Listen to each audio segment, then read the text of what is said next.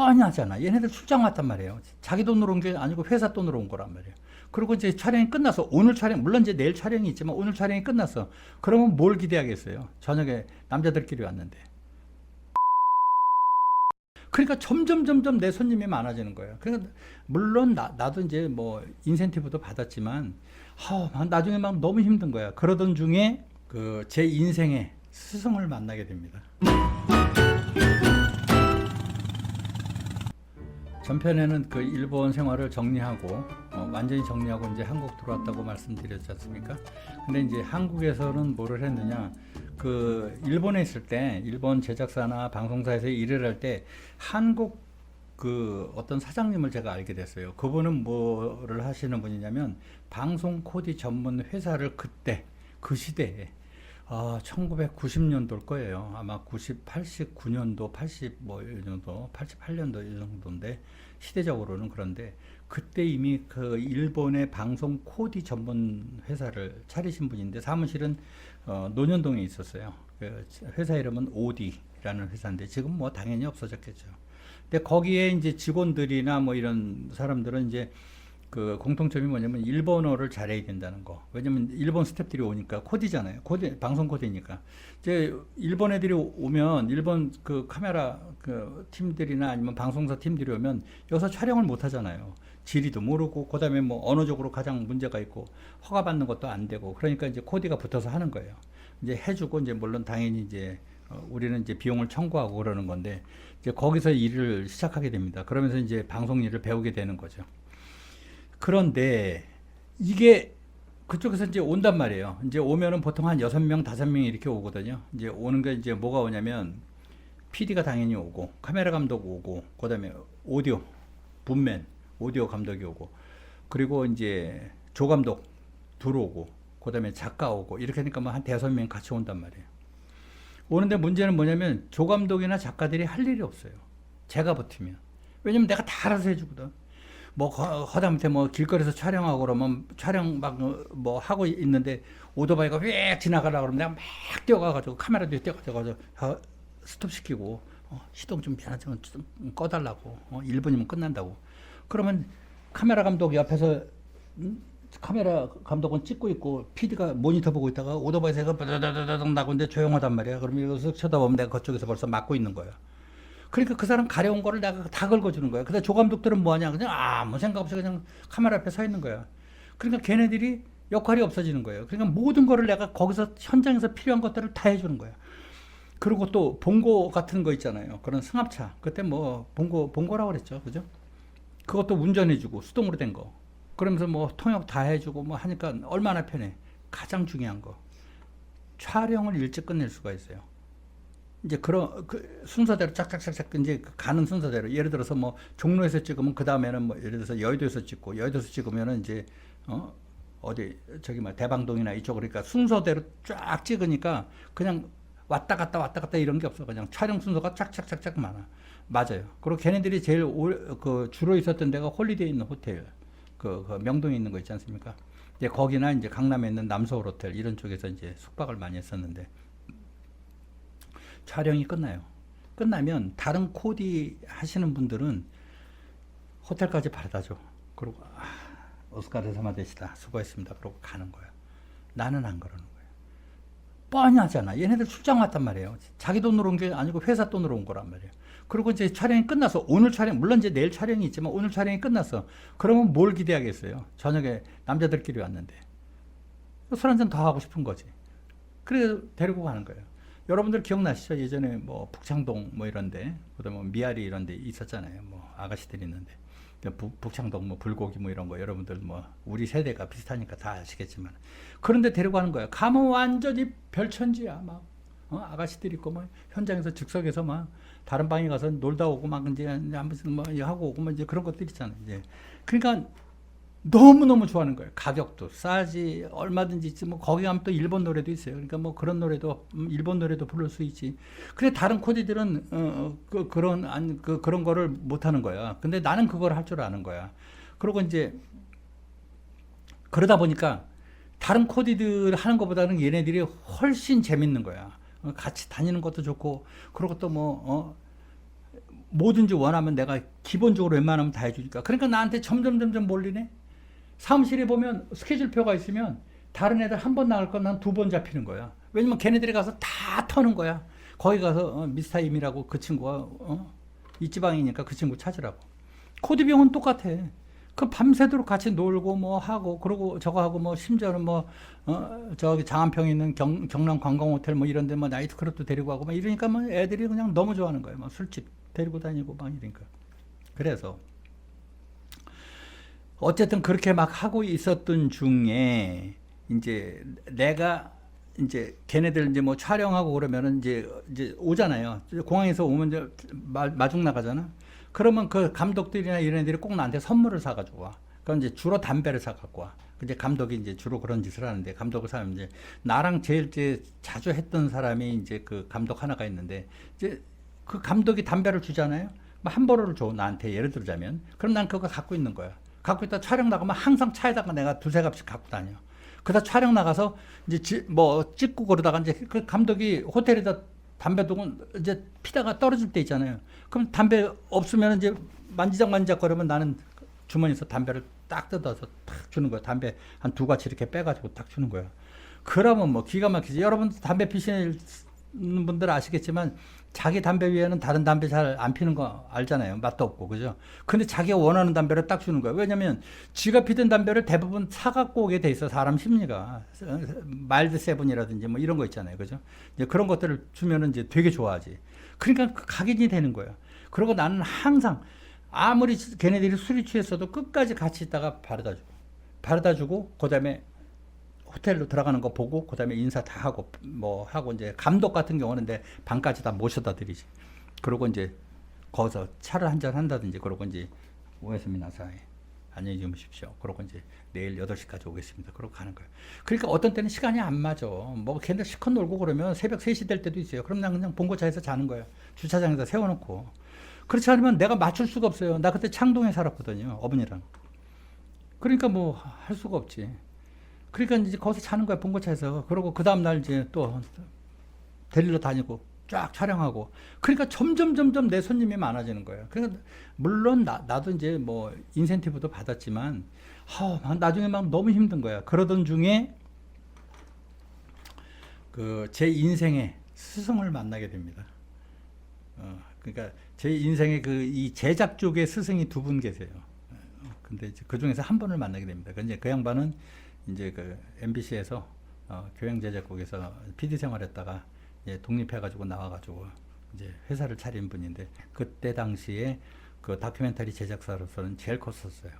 거기에 이제 그 양반을 만나서 거기서 이제 다큐멘터리를 배우게 되는 거죠. 그래서 이제 배우게 됐는데 이제 일 많이 했어요. 촬영 많이 했어요. 거기서 뭐 우리 시대의 명인이라든지 뭐 유진의 안전운전 365일 뭐 이런 것부터 시작해서 촬영 많이 했어요. 그래서 그다음에 뭐 인간극장 뭐 이런 거 하는 거 뭐 거기서 이제 그런 일을 하다가 제가 그 MBC 30주년 그 특집 프로그램 어린이에게 새 생명이라는 프로그램을 맡게 됐습니다. 그래서 그 우리 스승님하고 저랑 반씩 나눠서 찍기로 했어요. 반씩 나눠서. 그거는 뭐냐면 여러분들 기억나실지 모르지만 어린이에게 새 생명이라는 프로그램입니다. 그거는 이제 그 모금 방송 프로그램이에요. 그러니까 뭐 심장병 어린이들, 뭐 뇌종양 어린이들, 뭐 이런 애들한테 우리가 방송을 통해서 모금을 해. 그걸 생방송으로 모금합니다. 예를 들어서 뭐 차인태 아나운서 이런 사람들이 이제 나와가지고 생방송을 하면서 뭐 어디에서 얼마를 돈을 보내줬습니다. 감사합니다. 뭐 국회의원 누가 보내줬습니다. 감사합니다. 뭐 이거 한단 말이에요. 그거를 생방송으로 하기 전에 저희가 찍은 거를 ENG, 그러니까 야외 촬영된 부분을 30분이면 30분, 40분은 40분을 트는 거예요. 그러니까 전국에서 지금 이렇게 신음하고 있고 돈이 없어서 어려워하고 있고 수술을 못하고 있고 뭐 이런 이런 어린이들이 너무 많다는 거예요. 이제 그런 어린애들을 돕자. 그렇게 해가지고 그 ENG를 그 야외 촬영 한 번을 보고 다시 스튜디오로 돌아와서 이제 네, 지금 어린이들이 이렇게 지금 힘든 어린이들이 많이 있습니다. 여러분들 17반 조금씩이라도 좋으니까 여러분들 모금 방송에 많이 참여해 주세요. 뭐 이렇게 되는 거예요. 그러니까 이게 야외 촬영하는 게 어마어마하게 중요한 거야. 거기서 남이다가 나와야 돼. 눈물이 나와야 된다고. 그렇지 않으면은 모금액이 훅 떨어져요. 했는데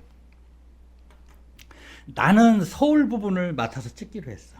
그리고 우리 스승인 감독님은 지방 부분을 맡아서 찍기로 했어. 그 양반은 이제 부산, 뭐 대구 뭐 이런 데 막 가는 거야. 광주 가서 찍고 난 서울 부분을 찍기로 했는데 난 지금도 지금 기억나는 게 딱 두 가지가 있어. 부모님 설득하기가 너무 힘든 거야. 왜냐면 얼굴을 까야 되니까. 애들 소아암 환자예요. 머리 다 빡빡머리고, 그리고 뇌종양 걸리고. 근데 이제 한 어린이는 집이 답심리였어요. 답심리였는데 옥탑방이야. 근데 생일이 얼마 안 남았다는 거예요. 그래서 생일빵을 하자. 그랬더니 생일 며칠 남았는데 미리 하면 어떡하니? 아니 그러니까 생일상은 미리 차려줄 수 있지 않느냐 했어. 했는데 엄마가 애가 아프잖아. 아프니까 난 지금도 기억나는데 그 옥탑방에 보면 그 옛날에 그 양은 저거 있잖아요. 양은 그 뭐라 그럴까요? 밥상? 양은 밥상 있어도 누런 거 뭐 그 학도 그려져 있고 뭐 이런 건데 거기다 생일빵이라고 딱 차려왔는데 바나나에다가 뭐 바나나 사실 그때 뭐 아주 귀한 거는 아니지만 그렇다고 아주 흔한 과일은 아니에요. 이런 거 저런 거 다 올려놓은 거야. 그래서 어디서 났냐고 그랬더니 뭐 예를 들어서 뭐 돈을 빌렸든 뭐 가보를 했든 어쨌든 그렇다는 거예요. 그래서 어머니 이거를 많이 갖고 오면은 안 돼요. 우리가 이걸 다 촬영할 수가 없어요. 아니 뭐 옥탑방에 살면서 먹을 건 다 먹네 이러면 안 되잖아. 그래서 그걸 좀 내려놓고 찍었던 기억이 납니다. 왜냐면 모금을 하기 위해서. 이제 그런 것도 있었고 또 한 가지는 근데 이제 그 친구는 결국엔 애가 이제 하늘나라로 갔어요. 갔는데 엄마가 굉장히 반대를 했어. 안 찍겠다고 그랬어. 안 찍겠다고 그럴 때 내가 어머니를 설득했어. 어머니 이거 찍어야 됩니다. 이래야지 이런 병에 걸리는 어린이들이 얼마나 많은지도 모르고 일반적으로 사회적으로 관심이 없다 이거야. 이걸 해서 만약에 또 다른 어린이가 걸렸을 때는 어머니 자식 같은 애들이 다시는 생기지 않도록 우리가 다들 사회적 저기를 해야 되지 않겠느냐. 이게 어떻게 보면 책임인데. 그래서 겨우겨우 설득을 해서 했는데 죽었어. 하늘나라로.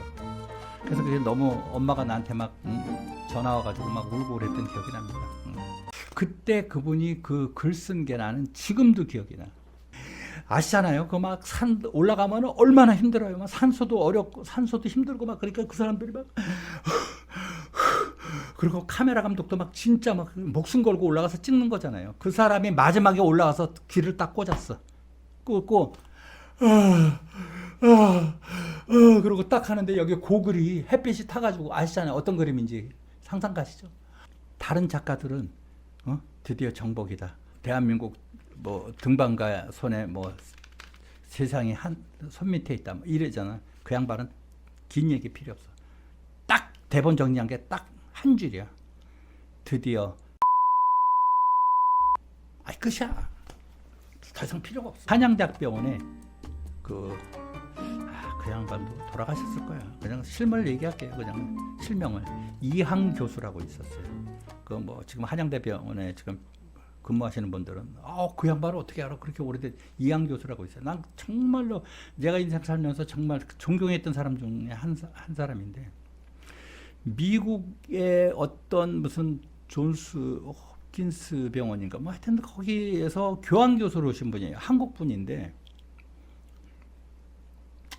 내가 이제 가가지고 이제 그 사람하고 인터뷰를 한 거야. 그래서 소아암 환자들을 찍고 싶다 그랬더니 알았다고. 병원하고 이제 우리는 병원하고 다 공문 보내고 다 했으니까 이제 촬영하는 건 문제가 없는데 그 양반이 정말 괜찮은 사람이야. 그래가지고 환자들이 지방에서 올라오고 그래서 만약에 병원비 모자라고 그러면 병원하고 잘 설득해가지고 병원비도 깎아주고 뭐 하여튼 그러는 분인데 저희가 촬영을 하기로 해서 카메라 3대를 가지고 왔어. 그래서 이제 그 교수실 이렇게 있는데 교수실에 이제 교수 쪽에 카메라 한 대, 그다음에 그 이제 학부형 그 보호자들 찍으려고 또 이제 카메라, 그러니까 X자로 이렇게 해서 찍고 또 복도에 한 대가 이렇게 있었는데 보호자가 왔어요. 애하고 이제 검사를 기본적인 검사를 받고 뭐 하고 올라와서 이제 상담을 하는 거야. 상담을 했는데 우리는 카메라를 X자로 놨다고 그랬잖아요. 교수 쪽 하나, 보호자 쪽 하나.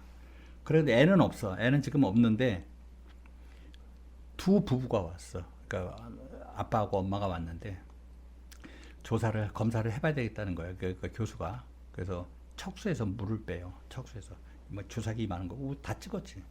근데 척수 검사를 해봐야지 최종 얘기를 할 수 있겠다는 거예요. 그래서 알겠다고. 그러고 걔를 데리고 가서 검사실에서 척수에서 물을 빼는데 애를요 이렇게 침대에 누우면 반드시 눕는 게 아니고 약간 세우자면 이렇게 누운 상태에서 이렇게 돌린다고. 돌려서 엉덩이가 뭐 우리 옛날에 뭐 대장 내시경 할 때처럼 그렇게 해가지고 거기다 녹색 천을 소독을 다 하고 녹색 천에서 구멍 요만하게 내놓고 척수를 이렇게 손으로 만져. 의사가 만져가지고 바늘로 찌르는 거야. 마취 안 해요. 그러니까 애가 얼마나 아프겠어. 바늘도 되게 커. 거의 모나면 이거 10만 해. 그러니까 얼마나 아파. 그러니까 막 죽는 거야. 그런데 척수에서 물을 이만큼을 빼. 그래서 그걸 가지고 검사를 하는 거야. 며칠 후에 전화가 온 거야. 오라고 의사가 촬영하라고. 그래서 알겠다고 갔어. 근데 이제 부모들이 다시 온 거야. 근데 그 한양대병원이요. 지금은 뭐 어떤지 모르지. 옛날에는 약간 그 교수들이 있는 데가 우리 그 교무실 같은 분위기예요. 그러니까 예를 들어서 그 의자가 있으면 한 이 정도 더 높아. 이 정도 더 높은데 거기 보면 창문이 있고 이렇게 이제 그 벽에 뭐 이렇게 뭐 물건들 좀 놓을 수 있게끔 그렇게 돼 있는데 창문이 있는 거지.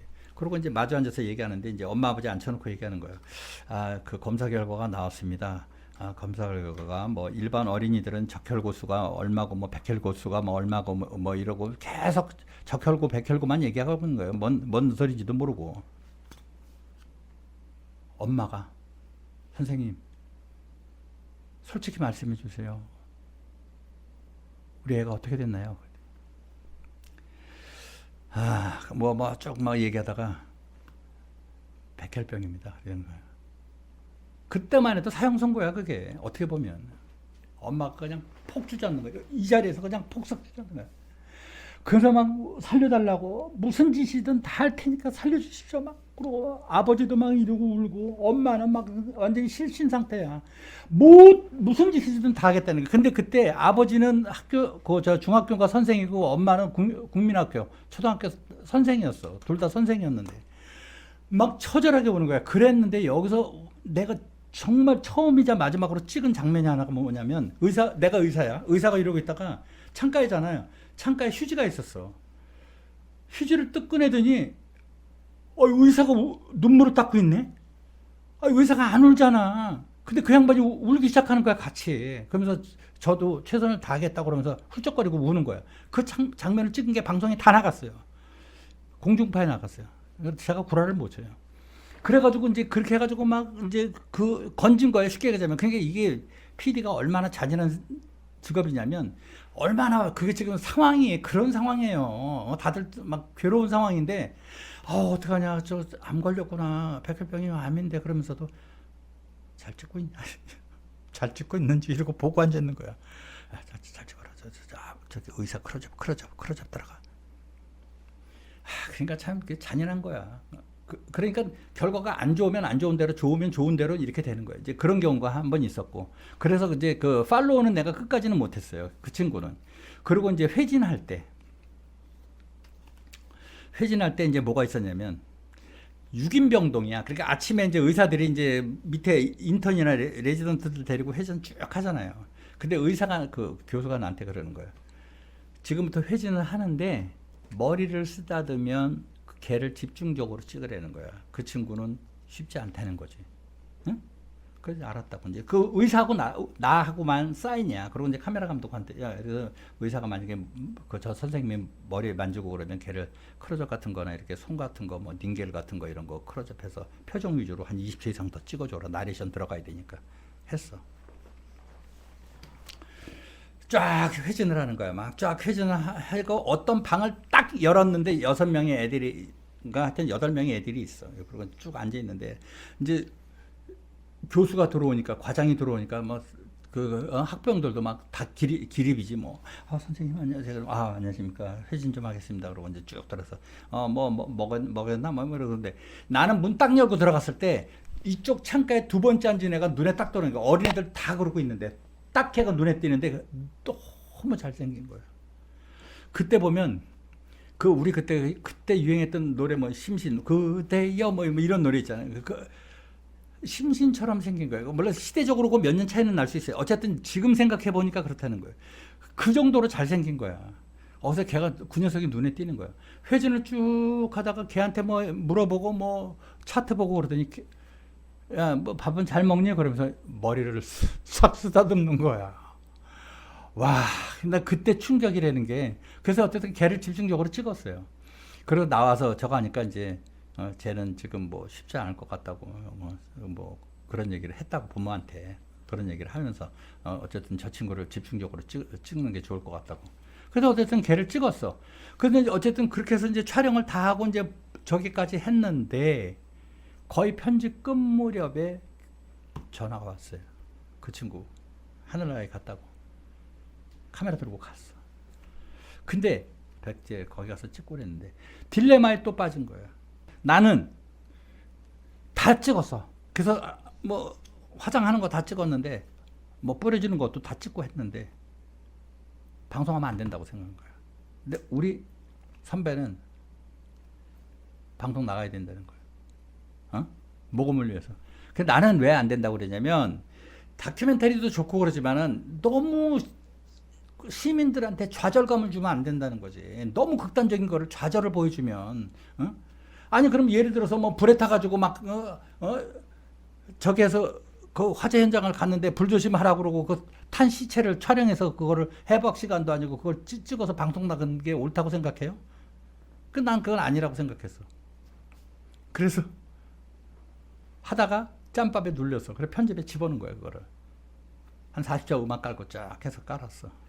여기서 지금 내가 얘기하고 싶은 게 누구냐면 MBC에요.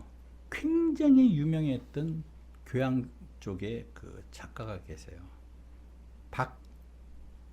박아무개 작가인데 무지무지하게 유명한 사람이에요. 아마 방송했던 저보다 선배들이나 이런 사람들은 다 알아요. 누군지. 박아무개 박명 그다음에 근데 그분은 얼마나 유명한 사람이냐면 작가가 PD를 받고 그리고 그 죽은 그림을 살릴 수 있는 사람이야. 그 사람은. 그러니까 뭐 부장 PD든 뭐든 그 사람이 여자분인데 이거 바꿔요. 이 장면 누가 집어넣었어? 이거 빼? 요거 15초로 넣으면 되겠네. 네, 알겠습니다. 그리고 딱 뭐 얄짤없어. 거의 뭐 드라마 쪽에 김수현 작가나 라고 보시면 돼. 그러니까 저거 했는데 이걸 딱 보는 거예요. 프리뷰를 하는 거야. 이제 프리뷰 이제 보는 거지. 편집한 거 보더니 아니나 달라. 이거 화장하고 재 뿌리는 건 누가 놨어? 이거 다 빼야 돼. 그러니까 내가 이긴 거야. 얼마나 죄송하면서도 기분이 째지는지. 하여튼 그런 일이 있었고. 그 양반은 그 박아무개 그분은 38인가 뭐 하여튼 40 초반에 돌아가셨어. 심장마비로. 그 저기 저녁에 그 샤워하다가 이제 갑자기 돌아가셨는데 얼마나 대단한 작가냐면요. 예전에 뭐 에베레스트 산인가 무슨 뭐 있잖아요. 무슨 하여튼 그런 안나푸르나인가 뭐 하여튼 그랬는데 그때 그분이 그 글 쓴 게 나는 지금도 기억이 나. 고상돈인가 하여튼 그런데 막 아시잖아요. 그 막 산 올라가면 얼마나 힘들어요. 막 산소도 어렵고 산소도 힘들고 막 그러니까 그 사람들이 막 그리고 카메라 감독도 막 진짜 막 목숨 걸고 올라가서 찍는 거잖아요. 그 사람이 마지막에 올라가서 귀를 딱 꽂았어. 꽂고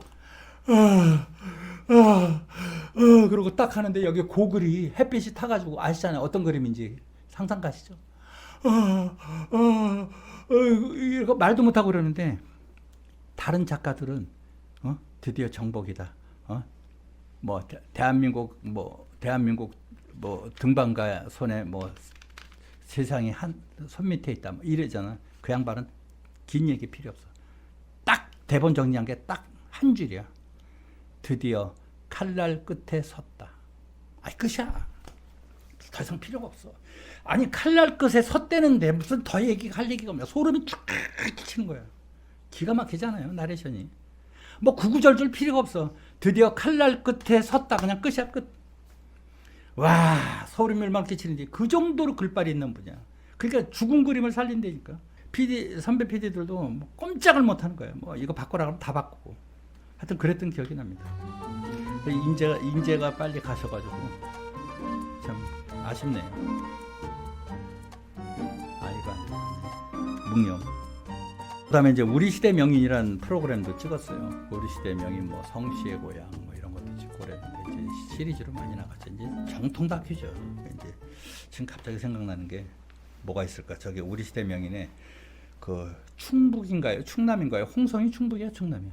홍성이 충남이죠. 아, 충남 홍성 거기에 그 항아리 만드는 인간 문화재가 있어. 이 암흑의 이종 땡 할아버지인데 뭐 당연히 돌아가셨지. 그때 이제 촬영했을 때 뭐 거의 한 30년 전이니까 그때 이제 거의 70 한 7인가 8 정도 됐는데 촬영을 갔는데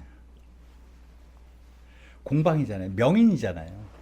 명인인데 공방을 가봤더니 공장이야. 공방이 아니고 컨베이어 벨트에 방앗간처럼 땅땅땅땅땅땅땅 돌아가고 벨트가 돌아가는데 그 기계로 해서 진흙 탁 넣고 찡 누르면 항아리가 반이 생기는 거예요. 그럼 그 딱 꺼내가서 또 놓고 찡 넣으면 또 반이 생기고 그것도 반대 것도 다른 기계에서 딱 해서 그거를 넘기면 그 물레 타는 사람 있잖아요. 물레 타는 사람이 딱 올려. 그리고 이제 이 빨래방망이 같은 거로 딱딱딱딱 때리면서 그거 이제 연결세를 이음하는 거예요. 서서 또 연결하고 이제 그런 거예요. 그게 무슨 명인이냐고. 이게 안 되겠는 거예요. 촬영 자체가. 그래서 이제 큰아들이 그걸 맡아서 하는데 아들한테 얘기해서 공방에서 이거 다 빼야 되겠다. 그거 다시 설치를 해서 물레에서만 하는 제작하는 거로 가자. 그래서 이제 그거를 준비를 하는 거예요. 촬영도 못하고. 근데 이게 웃긴 게 뭐냐면 할아버지 인터뷰를 했어요. 제가. 그래서 이제 텐마루에서 이제 인터뷰를 하는 거예요. 이제 와이어리스 마이크를 채워주고 뭐 할아버지 몇 년도에 하셨냐고 이걸 하게 된 계기가 어떤 거냐부터 쭉 얘기를 하는 거예요. 그런데 할아버지가 그런 거예요. 제가 이제 물어봤지. 할아버지 이제 앞으로 목표나 꿈이 뭐냐고 하고 싶은 게 뭐냐고 그랬더니 나는 빨리 가고 싶어 이런 거예요. 예? 근데 아유 죽고 싶어. 더 이상 사람 뭐하냐? 뭐 이런 거야. 아, 나 깜짝 놀라서 그 방송이 안 되잖아. 왜 그러냐 그랬더니 아유 다 귀찮아. 사는 것도 귀찮고 그러는 거예요. 그런데 그 사람이 그 양반이 왜 그렇게 얘기했는지 나는 나중에 알게 됐어요. 내가 한 2주 정도 에서 촬영을 했는데 이제 그렇게 해서 이제 하잖아요. 그러면 이제 그거를 뭐 그늘에 말리고 뭐 하고 그래서 또 뭐 그 저거를 해요. 뭐 잿물 해가지고 그걸 또 한번 입혀가지고 또 하고 가마에 태우고 그러는데 이제 그때 제가 지금 기억으로는요 약간 언덕배기에 가마를 만들어 놨어. 그래서 그거를 처음에 입구에다가 항아리를 차곡차곡 쌓아요. 300개든 몇백 개든 쌓아. 그러고 이제 진흙으로 다 메꾸고 이제 불을 넣는 거야. 그걸 이제 조대불통가마라고 하거든요. 근데 이 의미는 잘 모르겠어. 근데 내가 그때 듣기로는 언덕이나 이렇게 높은 곳에서 밑에서 불이 올라가는 거를 조대불통가마다 그렇게 얘기하더라고. 그래서 어쨌든 그거를 진짜 뭐 몇 날 며칠을 그거를 불을 넣었다가 뭐 저기 하고 뭐 그 온도 불 조절하는데 그 가마 위에 또 구멍이 있어요. 그러면 그 구멍을 또 벽돌로 된 거로 막고 막 이런 거를 계속 찍었어. 그리고 식히는 것까지 하고 막 저거 했는데 그 할아버지가 왜 그거를 인터뷰를 하다가 자기는 빨리 죽고 싶다고 얘기했는지 이해가 되는 거야. 무슨 얘기냐면 거기가 약간 바닷가에 붙어 있었어요. 붙어 있어가지고 물론 이제 옛날에 이제 오래됐다는데 거기 옛날에 많았었대요 그런 게. 그래가지고 그 도자기를 구우면 이제 배로 운송하기 위해서 그런 거 같아. 지금 생각해 보면 이제 그런데 그 양반이 왜 그렇게 죽고 싶어 했는지. 거기서 하다못해 장파나 읍내라도 좀 나가려고 그러면 꽤 나가야 돼요. 그 식사를 우리가 어떻게 해? 그래서 돈을 조금씩 드리고 그 며느리한테 이제 식사를 부탁을 했지. 그때 그 할아버지가 왜 돌아가시고 싶다고 얘기했을까라는 생각을 했었는데 난 그 답을 찾았다는 거예요. 뭐냐면 우리도 스태프들도 식사하라고 그러면 밥을 먹어야 될 거 아니에요. 돈도 물론 드리지만 반찬이 2주 동안 똑같은 거야. 깻잎 장아찌에다가 뭐에다가 된장에다가 된장국에다가 아주 된장국 고름나 고름 아주 그냥 매일 된장국이야. 그러니까 그 양반이 낙이 없는 거예요. 그냥 텐마루에 이러고 하루 종일 앉아있다가 진지 드세요. 진지 잡수세요. 그러면 옛날 말 진지라고 그러잖아요. 진지 잡수세요. 그러면 할아버지가 밥을 먹으려고 그러면 반찬이 365일 똑같은 거예요. 그러니 노인네가 무슨 낙이 있냐고. 그러니까 살고 싶지 않다는 거예요. 그 양반이 또 손이 굳어가지고 이렇게 됐어. 그래서 이거를 가마를 물레를 못 타. 그래도 어떻게 찍어야지. 그래서 찍은 거야. 그 하고 그냥 겨우겨우 찍는 거야. 그리고 나머지는 아들이 저거 하는 거로 하고 아들 코치하는 거로 하고 그렇게 해서 촬영했던 기억이 납니다. 하여튼 이거 촬영을 다큐멘터리 같은 거를 하면요 사실 고생 굉장히 많이 해요. 그래서 이제 그런 생각이 좀 나고 하여튼 그 옛날에 뭐 어쨌든 여의도에서도 뭐 촬영하고 뭐 우리 뭐 유진의 안전운전 365일 그게 이제 제작사들이 한 열댓 개가 달라붙어서 이제 프로그램을 제작한 거거든요. 이제 그게 어떻게 보면 교양정보 쪽에 외주 제작의 첫 시초일 거예요. 그래서 이제 그런 거 할 때도 굉장히 고생을 많이 했어요. 옛날에 그때 막 프라이드 타고 다니면서 눈길에 촬영했던 기억도 있고 하여튼 그런 기억들이 납니다. 그래서 이제 그런 그 다큐멘터리를 제가 그렇게 해서 한 4, 5년 정도 배웠던 것 같아요. 그러다가 제가 드디어 예능 쪽으로 넘어갑니다. 예능 쪽으로 넘어가면서 저의 제2의 스승을 만나게 됩니다. 다음 시간에 그 스승 만나서 제가 예능을 배우게 된 썰을 풀겠습니다. 감사합니다. 여러분 조금 한 몇 년 젊어 보이죠? 여러분도 머리를 좀 짧게 깎으세요. 그러면은 조금 젊어 보입니다. 어쨌든 그 전 시간에 이어서 제가 제2의 스승을 어떻게 만났는지에 대한 썰을 풀겠습니다. 그 다큐멘터리를 계속 하고 있었어요. 그리고 뭐 SBS 개국한 지 얼마 안 돼 가지고 뭐 스타와 만나요. 그런 어린이 프로그램도 했었고요. 네. 하다가 그 드디어 MBC 일요일 밤에 그 연출하는 그 스타 PD들한테 연락이 옵니다. 진짜 유명하죠. 유명했었죠. 지금 뭐 그 몇 명 유명하신 분들 있잖아요. 나땡땡 그다음에 뭐 김땡땡 뭐 이런 PD들, 스타 PD들. 제가 생각하기엔 그분들보다 더 유명했던 것 같아요. 그래서 그런 분들한테 연락이 옵니다. 그래가지고 이제 그 일요일 7시 때 황금 시간대 아닙니까? 그러니까 뭐 지금처럼 그렇게 매체가 발달 안 됐으니까 막 많은 사람들이 봤죠, 사실은. 그 이제 그 몰래카메라 한 팀들이에요. 그러니까 뭐 얼마나 유명합니까? 이제 거기에 1분짜리 꼭지 프로그램이 있었어요. 별난 세상이라고. 이제 그거가 이제 쉽게 얘기하자면 내용이 뭐냐면 우리 일반 사람들이 보기 어려운 사람들 있잖아요. 뭐 차력을 한다든지 뭐 입으로 뭐 트럭을 끄는 거, 뭐 버스 끄는 사람들, 뭐 아니면 계란판 위에 그러고 막 그 계란 위를 걸어 다니는 사람들, 뭐 이런 것들 그런 거를 이제 취재하는 1분짜리 코너였는데 개그맨 이철구 씨가 그걸 진행을 했었어요.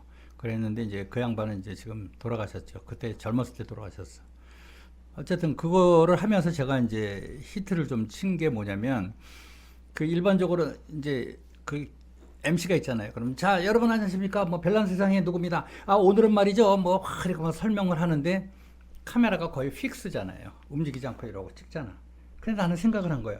이걸 어떻게 예능 프로인데 좀 잘 찍을 수 있는 방법이 없을까?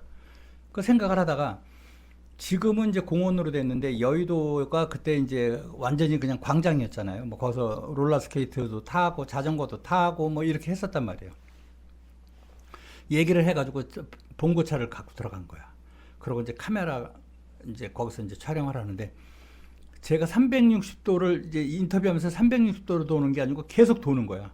뱅글뱅글 도는 거야. 여러분 안녕하십니까? 뭐 이러고 계속 도는 거야. 그러니까 뒷배경이 어떻게 돼 있어요? 계속 움직이는 거지. 계속 일정한 간격으로 계속 움직이는 거야. 그래서 그걸 촬영을 했어. 그래서 인터뷰를 이제 오프닝을 그렇게 딴 거야. 자 보시죠!까지 계속 돌았어.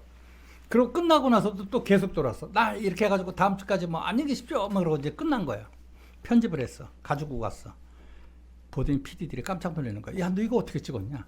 아니 360도, 180도도 아니고 360도. 그것도 360도가 아니고 계속 도는 거야. 막 360도에 뭐 700 몇 도 뭐 해서 계속 멘트 끝날 때까지 도는 거야.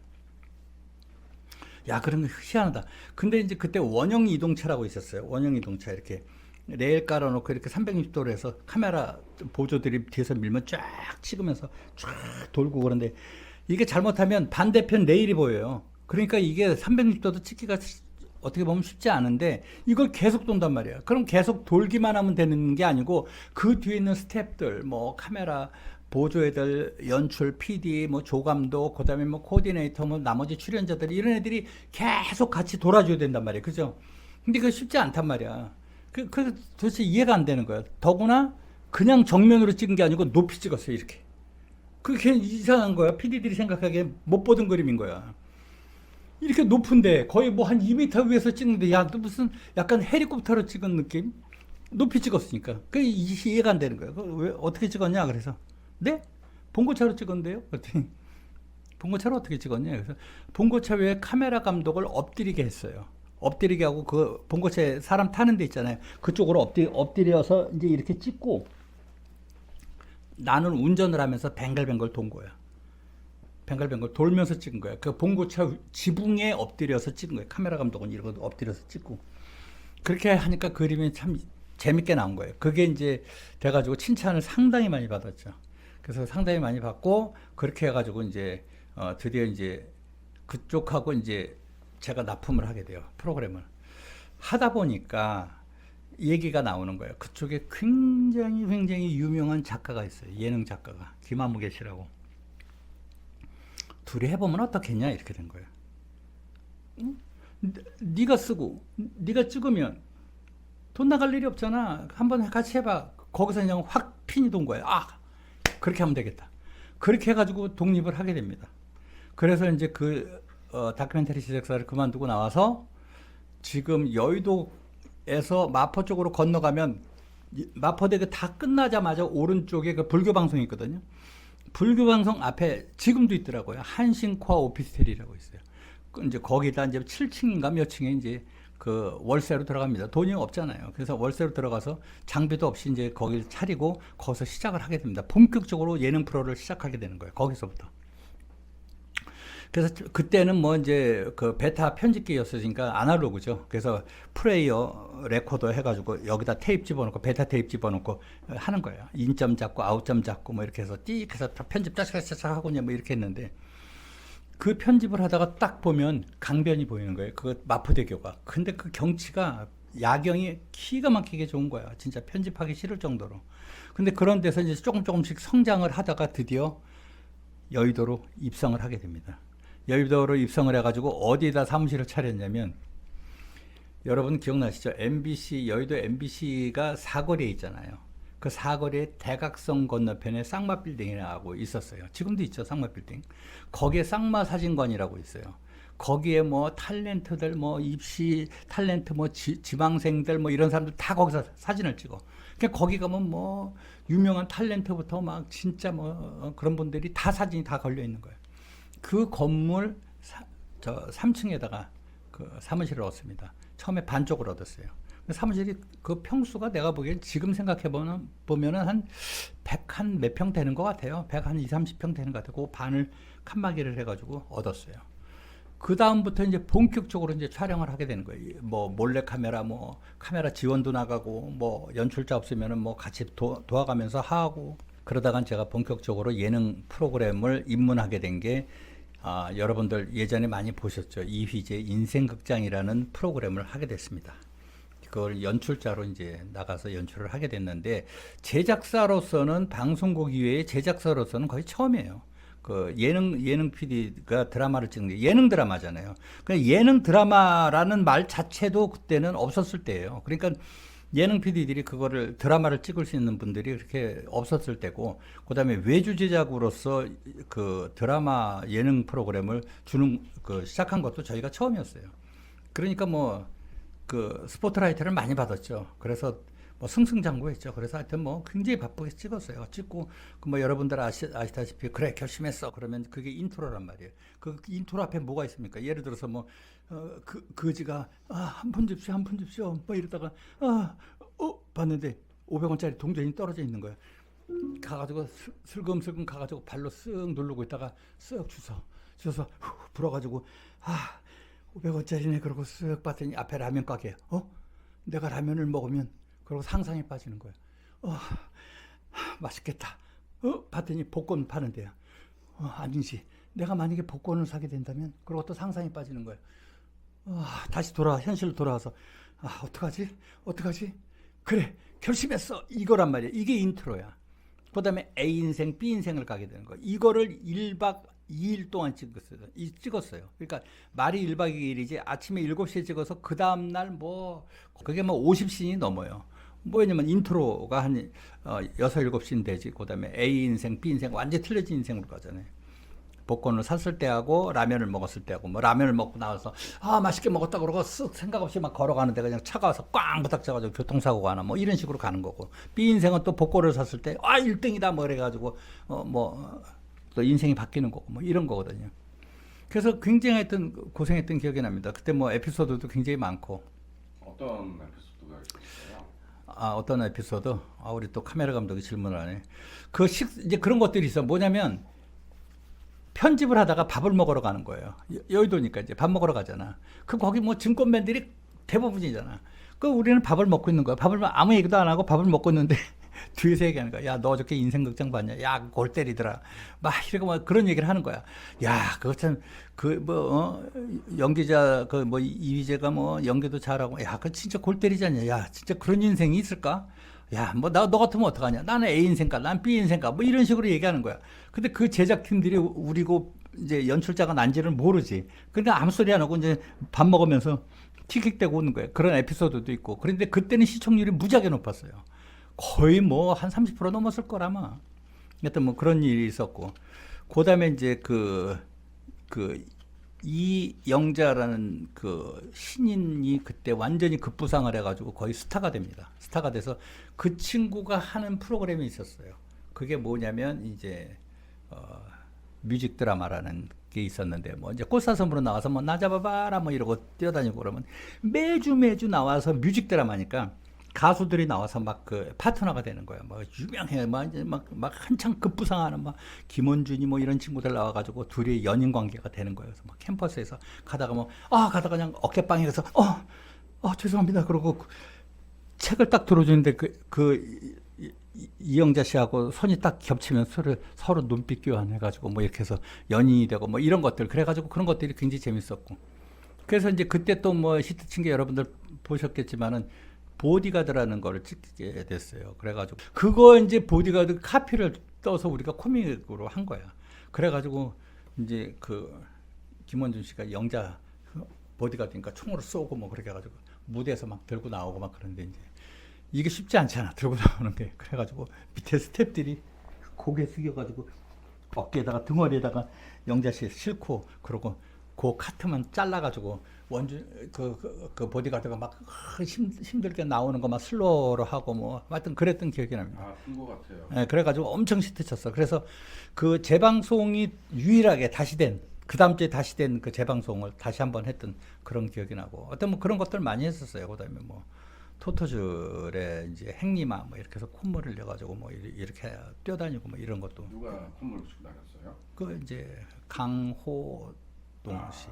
그래가지고 이제 그런 것도 연출했었고 하여튼 그런 기억이 납니다. 그래서 재밌었어요. 그리고 상당히 재밌게 했었고 또 뭐 SBS에서도 뭐 기쁜 놀이 토요일 뭐 이상훈 PD가 했던 그런 프로그램도 했었고 거기서 이제 신동엽 이제 이용자가 나와서 코미디 하는 거 뭐 93 헌터, 94 헌터 뭐 이렇게 해가지고 거기서 둘이 또 연인 관계로 하는 거 그런 프로그램도 제작을 했었고 어쨌든 예능 드라마를 처음으로 했었던 그런 기억이 납니다. 그래서 이제 어쨌든 이제 주로 우리가 그때에서 이제 홍대 앞 같은 데 가서 촬영을 많이 했었거든요. 홍대 앞 뭐 그다음에 뭐 여의도 뭐 증권가 뭐 이런 데서 촬영을 많이 했어요. 왜냐면 씬이 너무 많으니까. 그리고 대학 씬이 많았어요. 대학 씬이 많으면 학교 가서 섭외를 해야 되잖아. 그럼 이게 섭외하려면 공문도 가져가야 되지만은 학생들 통제가 안 되는 거예요. 카메라 보지 마세요. 그러고 촬영하면서 슛 그러면 뭐 학생들이 막 이러고 다니고 그러니까 이게 전부 NG가 되는 거예요. 그러니까 섭외가 통제가 도저히 안 되는 거야. 그래가지고 어디를 주로 갔냐면 보라매 공원을 많이 갔어요. 여러분들 보라매 공원 가보신 분들은 아시겠지만 그 입구가 보면 축대가 이렇게 있고 쫙 길이 있지 않습니까? 거기에 한쪽에 이렇게 잘라서 쓰면 꼭 캠퍼스 진입로 같은 분위기가 연출이 돼요. 거기 가서 많이 찍었죠.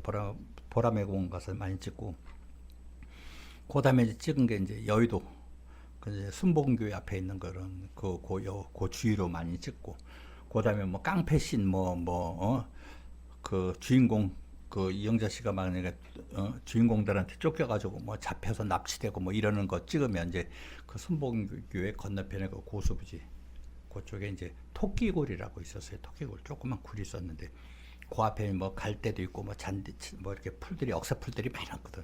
이제 그런데 이렇게 잘라서 찍으면 아주 그냥 외진 곳에 외딴 곳에 저기 돼 있는 줄 알고 어차피 투샷으로 찍고 그러면은 풀샷 같은 경우야 높이 부감으로 찍는단 말이에요. 왜냐면 그 다리가 보이고 뭐 이러니까 불빛도 보이고 뭐 그러니까 부감으로 이렇게 찍으면 외딴 곳에 막 갈대 숲에 이렇게 잡혀 있는 것 같고 어차피 투샷 이렇게 찍으면 포커스 핀 뽑기라고 그러죠. 포커스 아웃 해가지고 투샷 위주로 찍기 때문에 뒤에는 전부 날아가는 거야.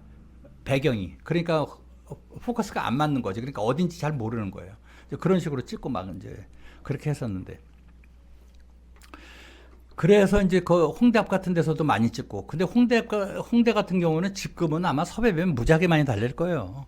근데 그때만 해도 이제 장소 협찬해가지고 한다고 그러면 서로 하겠다고 막 그랬었거든. 카페 같은 데서. 뭐 이쁜 카페도 그러면 이제 미리 조 감독이나 이런 애들이 가서 이제 섭외해가지고 이제 나는 이제 촬영만 가는 거예요. 홍대 앞 갑니다. 그럼 타자 그러면 우리 이제 촬영하면 이게 이제 그 쌍마 빌딩에 있었다고 그랬잖아요.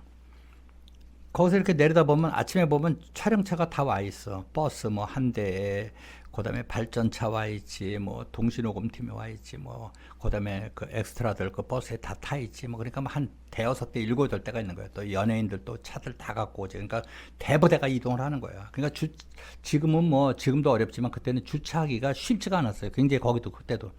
왜냐하면 그 시절이라도 한두 대는 될 수 있지만 일곱 여덟 대 특히 버스 같은 거 어디다 됩니까? 그래서 그런 것도 이제 우리는 훈련을 애들한테 잘 시켰었어요. 저희 제작사에 들어오는 애들은 그 매뉴얼이 있어요. 매뉴얼대로만 지가 습득을 하면 예를 들어서 카메라에 뭐 MP 배터리, BP 배터리 이런 거는 차지를 어떻게 하고 몇 시간만에 한 번씩 깜빡거리는 거 봐서 이게 파란색이 뭐 빨간색이 파란색으로 넘어가면 그때는 차지가 끝난 거니까 여기다 갖다 놓고 그런 게 전부 매뉴얼화 돼 있었어요. 그러니까 누가 들어와도 그거를 보면 바로 쫓아갈 수 있게끔. 그러니까 아주 조직적으로 굉장히 잘 돼 있었죠. 이제 그렇게 해서 이제 우리 조감독들이 굉장히 막 숙달되거든. 그래서 아주 그냥 트레이닝을 많이 하는 애들이야. 그러니까 도착하면은 벌써 맨 앞에 버스에서 타고 가는 조감독이 그 빨간 봉 들고 내려가지고 막 주차 다 인도하고 뭐 하고서 짜자자작 일사불란하게 끝나는 거예요. 그럼 발전차도 와서 뭐 50km 발전차 뭐 이렇게 해서 와가지고 걔네들 선 뽑아가지고 다 연결하고. 왜냐면 이제 보통 이제 지금은 안 쓰겠죠. 옛날에는 뭐 주피터라든지 요소 같은 거 이제 많이 썼으니까 그런 거 뭐 많이 들어가고 그러면 그 카페 같은 데서 저기 전기 끌어다 쓰면 아무래도 좀 리스크가 있거든요. 왜냐면 두꺼비 집이 다운된다든지 아니면 전력이 모자라니까 그래서 발전차를 항상 갖고 다녔거든요. 그래서 이제 준비하면 이제 풀샷부터 치고 들어가는 거예요. 항상 롱샷 뭐 그 골목부터 딱딱딱딱 치고 정문 찍고 그다음에 그 카페면 카페에서 제일 넓은 사이즈로 하나 찍고 그다음부터 이제 투샷 찍다가 뒤집어서 또 찍고 완샷 찍고 뭐 오버 원샷, 단독 원샷 뭐 이런 거 찍고 이제 크로잡 뭐 커피 잔에다가 뭐 손 잡으면 뭐 손 반지 끼면 반지 크로잡 뭐 이렇게 해서 다다다다 찍고 뒤집어서 이제 반대편에서 찍고 그다음에 끝나는 건데 이제 그러고 찍고 이제 가면 점심을 먹잖아. 점심을 먹으면 식사를 못 하겠는 거야.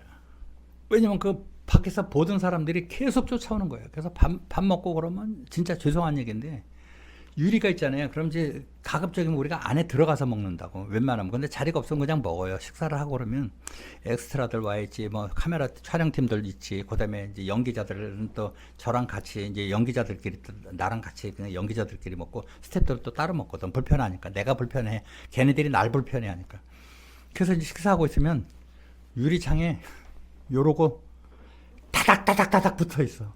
그거 밖에서 구경했던 사람들은 뭐 이제 죄송한 얘기지만 거의 팔이 붙어 있듯이 그냥 붙어 있는 거야. 그러니까 식사하기가 불편하겠지. 아무래도 구경꾼들이 그렇게 있고 막 일거수일투족을 막 이러고 보고 있으니까. 그때 누구가 제일 인기 있었어요? 이렇게 다 있었어요. 근데 이제 남자로는 어차피 이제 그 이휘재 씨가 주인공이니까 제일 인기가 있었고 매주 그냥 탑들만 들어오니까. 게스트들도 다 탑이니까. 그때 그냥 완전히 그냥 탑들. 진짜 막 뜨거나 진짜 막 여러분들 얘기하면 다 알 수 있는 정도의 그런 사람들 있잖아요. 뭐 엄정화 씨라든지 뭐 이런 사람들, 뭐 그런 사람들 막 그냥 그때 핫한 사람들 막 이제 그런 사람들이 많이 왔었거든요. 이제 최진실 씨, 뭐 엄정화 씨, 뭐 이런 사람들 그냥 진짜 탑들만 오니까. 그러니까 뭐 그냥 움직이는 자체가 그냥 화제거리인 거지. 난리 났었겠네요. 난리 났었지 뭐. 아주 그냥 인산이네. 그러니까 저는 촬영을 나가면 이거 콘티 짜기도 바쁘거든요. 콘티라는 게 여러분들 아시겠지만은 예를 들어서 대사가 있어.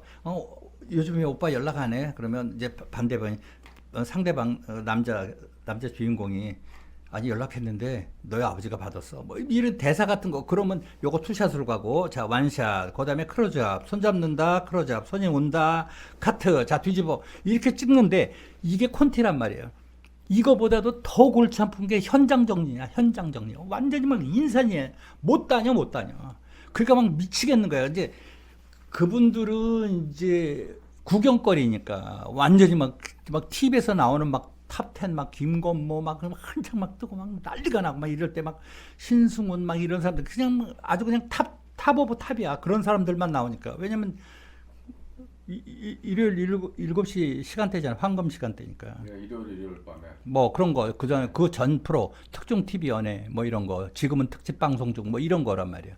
그때 막 한창 떴던 사람들 막 뭐 하여튼 그런 사람들이야. 그러니까 뭐 윤현숙이가 했던 코코라든지 막 이런 사람들 막 그때 막 급부상하고 막 누구 김종수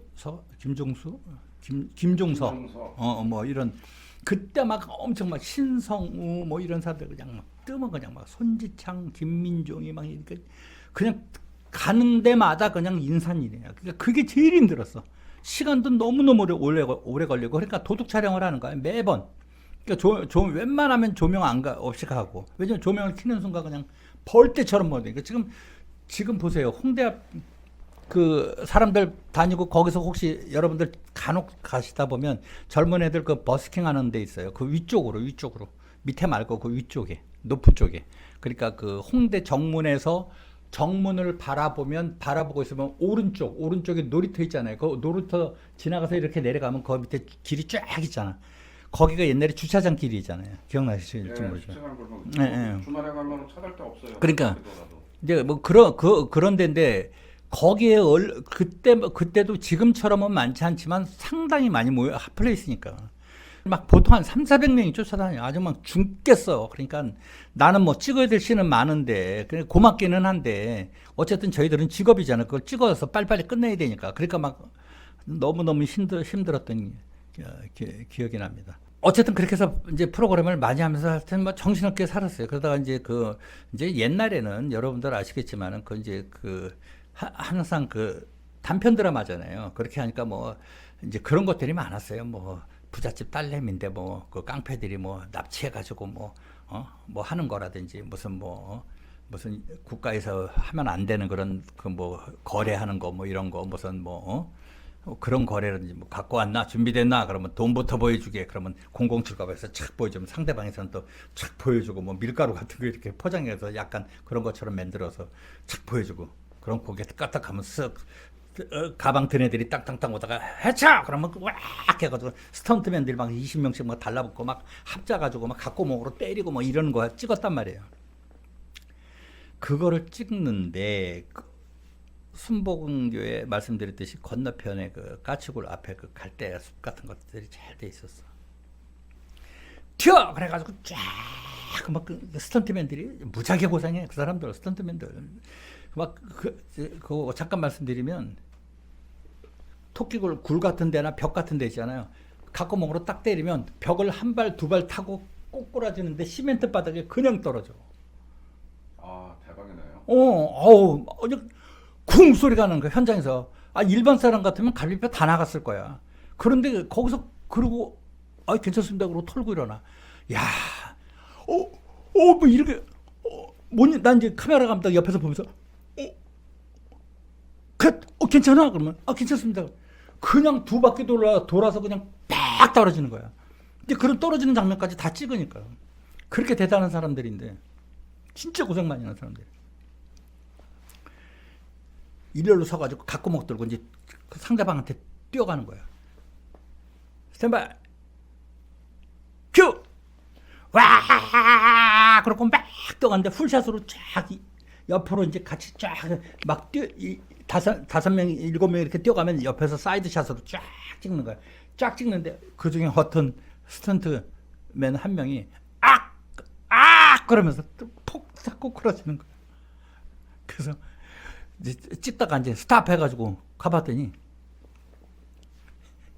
내가 지금 다리를 못 올리겠는데 종아리 있잖아요. 이게 이 다리야. 종아리 여기에 거의 뼈가 보이는 거예요. 아, 그 왜 그러냐면 그때 뭔지는 모르겠어. 어쨌든 거기에 가건물이 있었는데 거기 시멘트가 철거하다가 마른 거야. 그러니까 벽 같은 것처럼 이렇게 높게 여기에 부닥친 거야. 떼오다가 여기에 부닥친 거야. 이렇게 됐으면 떼오다가 여기에 정강이가 부닥친 거야. 그냥 뻑 소리 나는 거야. 그냥 난리 난 거야.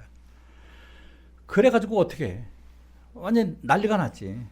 거기에 그 갈대숲에 그 시멘트 저기가 둔덕이 있을 거라고 상상을 못 한 거예요. 아 그렇죠. 그래가지고 급하게 또 여의도니까 가깝잖아요. 성모병원에. 막 급하게 가고 막 촬영 지연되고 막 그랬는데 내가 사실은 가야 돼요.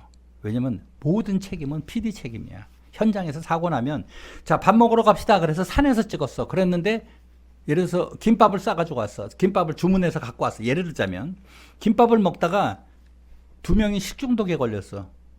경찰에 신고를 했어. 그러면 누구 책임일까요? PD 책임이야. 모든 현장에서 일어나는 건 다 PD 책임이야. 왜? 그 사람이 책임자니까. 그러니까 무슨 사건 있고 그러면 아유 말도 말아요.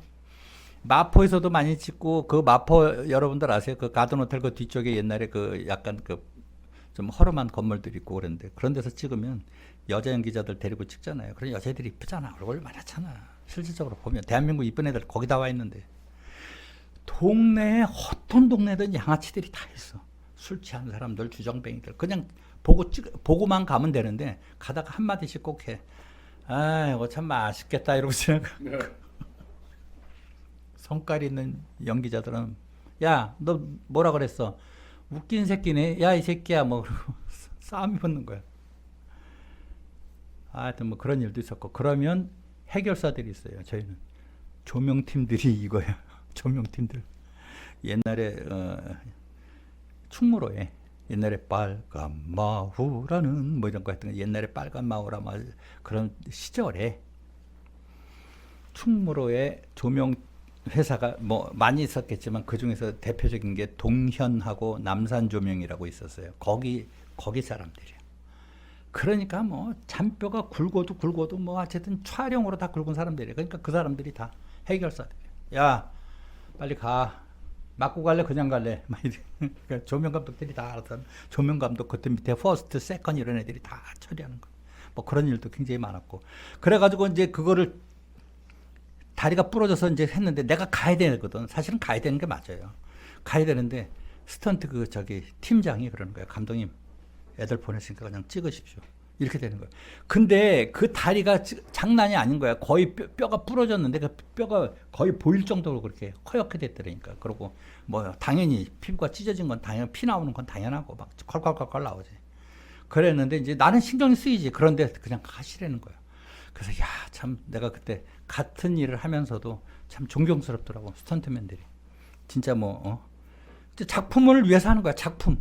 그 사람들은 이름도 안 나오고 얼굴도 안 나오고 뭐 그러지만 그거 한 커트 받아주기 위해서 그 서로 합이라고 그러는데 가끔 먹으러 이제 반대편 해가지고 내가 이렇게 때리면 네가 이렇게 맞고 이렇게 때리면 뭐 쓰러질 때 한 바퀴 공중회전에서 쓰러지고 그걸 다 합들을 다 짠다고. 정말 열정적으로 해요. 진심으로 해. 그러니까 같은 뭐 이거 보고 그러는 사람들은 아무것도 아니지만 그 사람들 하는 그 열정이라는 거는 말도 못해요.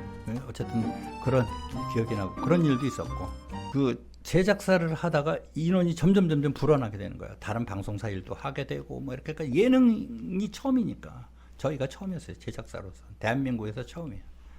그 전에 이제 드라마 제작사도 있었죠. 이제 뭐 큰 회사들도 있었고 그랬는데 어쨌든 예능은 이제 외주 제작이 처음이니까 일이 많이 들어오지. 왜냐면 찍은 것들이 그냥 시청률 빵빵하고 막 아이, 방송 3사에서 소문 다 나지. 저건 외주 제작이다. 근데 저렇게 시청률이 높다. 그러니까 저건 누가 하는 거야? 저건 누구 아무개 PD가 찍는 거래. 뭐 이렇게 되니까 이제 일들이 뭐 진짜 솔직히 말씀드리면 그때는 시간이 없어서 돈을 못 벌었어요. 진짜로. 그러니까 뭐 뮤직비디오 그때 돈으로 뭐 3천만 원 큰 돈이거든. 그때도 3천만 원 엄청 큰 돈. 생각해보세요. 93년도에 3천만 원이면 얼마겠어요? 여러분들 93년도에 월급 얼마 받으셨어? 근데 그거를 생각하면 진짜 밤을 새야 되는데 도저히 촬영을 못 하는 거예요. 물리적인 시간이 도저히 안 나는 거야. 아니 나는 몸뚱아리가 하나인데 프로그램을 4개를 찍어. 일주일에 4개를 찍는데 전부 야외야. 전부 ENG야. 이제 ENG 촬영이라는 거는 야외 촬영을 ENG라고 그러거든. ENG 촬영이야 전부. 그러면 촬영만 하고 지금처럼 뭐 감독들이 던져주면 뭐 편집 감독이 알아서 편집하는 내가 하는 거야 또. 내가 딱 밤새도록 칼라바 쫙 깔아놓고 이제 어셈블로 깔아놓고 이제 거기서 비디오 인서트, 오디오 인서트 하면서 다 하는 거예요. 음악도 또 테이프 꺼내가지고 또 음악도 집어넣고. 그러니까 이게 시간이 잘 시간도 없어 잘 시간도. 그러니까 무슨 뭐 뮤직비디오 뭐 유명한 가수들 뭐 매니저들이 찾아와가지고 뮤직비디오 찍어달라 못한다고. 할 시간이 없어 시간이. 아니 돈이 되는 건 아는데 안 되는데 어떻게. 그렇다고 공중파 방송 펑크낼 수는 없잖아. 그건 뭐 시청자랑 약속이니까 뭐. 그 PD들은 이 전제전능해야 돼요. 아프지도 말아야 돼. 아파서도 안 돼. 교통사고 나서도 안 돼. 그럼 뭐 교통사고 나서 정말 병원에 입원했어. 아니 진짜 심한 독감에 걸려가지고 막 꼼짝을 못할 정도로 그렇게 됐는데 그 사람이 안 찍으면 대타가 없는 거예요. 찍을 사람이 없는 거예요. 아니 스튜디오는 다른 PD들이 올라와서 카트 남겨주면 되지만 이건 ENG라 하던 사람이 해야 되는 거예요. 그러니까 아프지도 말 전제전능해야 된다니까. 그렇다고 해서 PD가 아파서 만약에 못 찍었다 칩시다. 그럼 그냥 뭐라 그래요? 방송에. 펑크나는 거죠. 그냥 칼라바 아시죠, 여러분들? 이거 색깔 들어가는. 거기다가 요번 주는 PD가 심한 독감으로 해서 방송이 안 나갑니다. 양해 바랍니다. 이렇게 됩니까? 안 되는 거예요. 그 나도 사람이야. 몇 년이 뭐예요? 하여튼 뭐 계속 그렇게 거의 한 7, 8년, 10년 가까이를 그렇게 했는데 안 아프겠어요, 나도. 그래서 아파도 가는 거야. 어쩔 수 없어. 그러니까 막 여의도 의원 가가지고 원래는 안 된다고 그러고 혈관에다가 주사를 넣는 거야. 주사기 이만한 거 있잖아요. 뭔지는 몰라. 뭐 알범인지 뭔지는 넣는 거야. 그렇게 몸이 아프고 그래도 그거 의사가 이제 알아. 내가 뭐 하는 사람인지를 알아. 그러니까 제발 막 놔달라고 그러면 혈관 주사 원래 놓는 거 아닌데 그 간호사가 안 넣어요. 그 의사가 직접 놔줘. 이렇게 유리로 된 저기 주사기 있잖아요. 이만한 거. 거기다가 넣어가지고 알부민 같아 내가 지금 뭐 여기다 넣는 거야.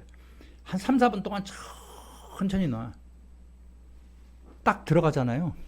거짓말같이 원기왕성해져. 그럼 또 일하러 나가는 거야. 촬영하러. 그럼 밑에 이제 촬영차들 다 있고. 그러니까 이제 막 그렇게 촬영을 하다가 그 SBS에 그때 틴틴5라고 있었어요. 여러분들 기억나시죠? 홍록기하고 뭐 이런. 네, 알고 있어요. MBC도 뭐 하나 만들어야 되는 거 아니야? 뭐 이렇게 된 거예요. 근데 PD들은 자기 프로그램들 하니까 도저히 안 되고. 그러면 예능 제작사로서 제일 그래도 왕성하게 하는 니네들이 한번 해보면 어떻겠냐. 그래서 우리가 개그박스라는 팀을 만들어요. 그래서 일밤에 방송이 나갑니다. 걔들이 4주인가 나갔을 거예요. 틴틴5는 유명한데 개그박스는 모르죠. 뭐. 거기에 들어가 있었던 멤버 중에 하나가 심현섭이에요. 심현섭이 그 서울예전 다니다가 서울 예대 다니다가 이제 다녔는데 스카우트 해가지고 했는데 심현섭이만 인기가 있었어. 그러니까 편지가 그때는 편지 같은 게 들어왔는데 편지 뭐 하루에 뭐 200통도 들어오고 300통도. 팬레터 얘기하시는 건가요? 팬레터가 들어오고 이제 어쨌든 그렇게 해서 했는데 결국에는 안 됐어요.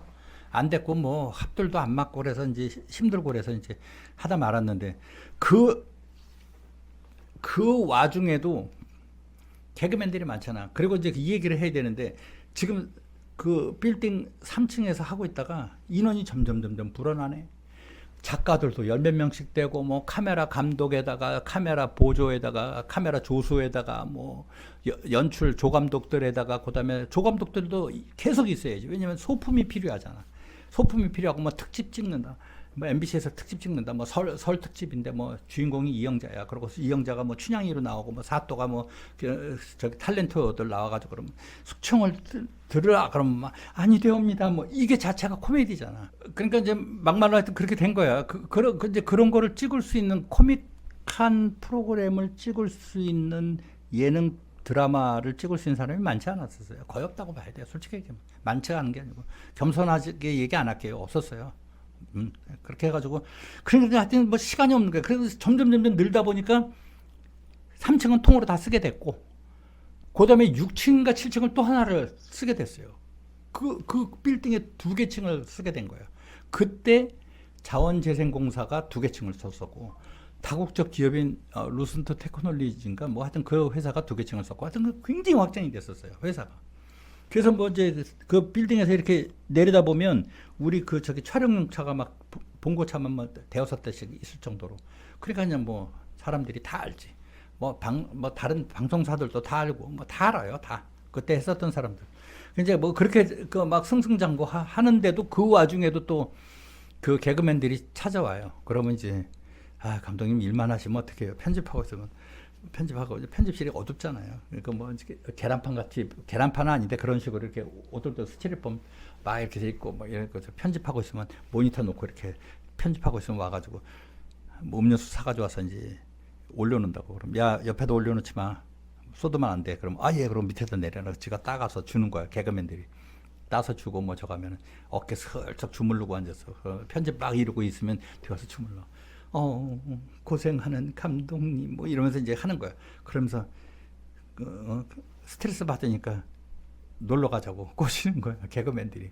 아, 개그맨들이 감독님한테 놀러 가자고요. 꼬시는 거야. 근데 걔네들은 날 데리고 가고 싶은 게 아니고 옷가네가 나니까 돈이 돈 없으니까. 내라는 얘기네. 돈 계산하라는 얘기야. 그래서 이제 아니 뭐 때문에 그러면 감독님도 좀 스트레스 풀면서 하셔야죠. 2시간만 놀다 오시죠. 깔끔하게, 깔끔하게 2시간만, 딱 놀다. 뭐 그럼 나도 슬그머니 그쪽으로 간다고. 그럼 알았어. 그러면 니들 먼저 가 있어. 그러면 가서 방을 잡는 거야. 어디를 많이 갔냐면 이제 실명 공개를 할게. 줄리아나 많이 갔었어요. 엘리오 호텔 있는 거 하고. 줄리아나 잘 나갔죠. 잘 나갔지. 잘 나갔지 진짜. 줄리아나하고 그때 그 선샤인 호텔에 있는 로토스인가 벨파렌가 하여튼 그 둘 중에 하나였지 이름이. 네. 이름이 바뀌었으니까 이제 거기 두 군데가 잘 나갔고 그다음에 힐탑도 잘 나갔고. 하여튼 뭐 그랬었어요. 물라이트란가 한다니었어요. 문라이트? 물.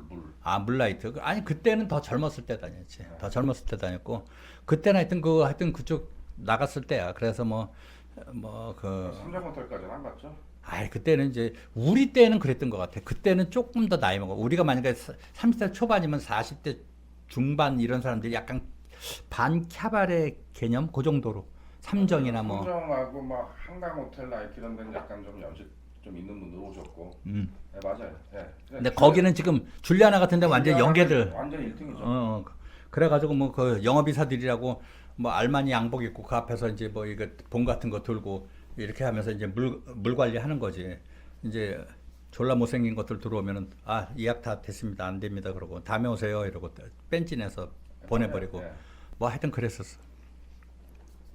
그러니까 거기를 가는 거야. 그러면 이제 지네들이 먼저 가면 항상 방에 들어갔었거든. 룸 잡아가. 룸 잡아가지고 방에 들어가면 지금 기억으로는 그때 돈으로 50만 원이었어. 그러니까 50만 원을 이제 방 하나에 룸이 50만 원인데 그때 지금 생각해 보니까 양주 2병에 과일 2개, 뭐 그다음에 맥주 이렇게 좀 나와서 양주 2병씩 안 줬을 텐데. 아니야 맞아 2병 맞아 2병 맞는데 이제 국산 양주지 당연히 국산 양주인데 애들이 이제 가서 먼저 그러면 이제 내가 오케이 승인을 하면 걔네들이 먼저 가서 1차를 하고 있는 거야. 그럼 나는 항상 12시쯤 가요. 왜냐면 나이트 알다시피 여러분들 11시 반부터 한 12시부터 이제 그때부터 이제 막 차기 시작하니까 그 전에는 가봐야 소용이 없어. 제 죽순이들 외에는 거의 없고 뭐 이런데 아니면 또 있지. 진짜 순진한 애들. 뭐 한 9시쯤이나 10시쯤 와가지고 한 11시 반 정도에 집에 가는 애들. 아주 순진한 애들, 직장 다니는 애들이라든지, 그러니까 이제 일찍 가는 애들이 있었고. 근데 나는 그때 갈 수가 없었어요. 편집을 해야 되기 때문에. 그러니까 편집을 어느 정도는 해놔야지. 내가 놀고 한 2시간 후, 2-3시간 놀고, 다시 와도 그 다음날 아침에 또 편집해서 가지고 가야 되니까. 왜냐면 내가 안 가지고 갈 수가 없어요. 왜냐면 그 다음날 MBC D 스튜디오 뭐 이런 데 방청객들 200명씩 깔아놓고 기다리고 있다고. 그럼 다른 코너 이제 그때 뭐 임백천 씨가 MC 했을 때인데 뭐 보시죠. 그러고 이제 하고 박수 빡 하고 뭐 이렇게 하는데 내 코너가 들어가면 그 현장에서 이제 오디오 깐단 말이죠. 뭐 막 이런 거 깔기 때문에 이제 그걸 현장에서 실제로 보는 거야. 그다음에 이제 MC 목소리도 들어가고 저거 참 곤란하게 됐네요. 저거 어떻게 해야 되죠? 저 현실이면 진짜 미치겠다. 뭐 이렇게 되는 거예요. 이제 그런 거를 봐야 되기 때문에 내가 그 테이블 들고 안 가면 부조실에서 그걸 틀 수가 없는 거야. 그러니까 그걸 또 기각계를 맞춰서 한 2시간 놀면 되겠다 생각하면 이제 그날은 이제 가는 거야. 그럼 이제 나는 이제 편집하고 있다가 이제 시간 이제 되거나 아니면 삐삐가 오는 거야.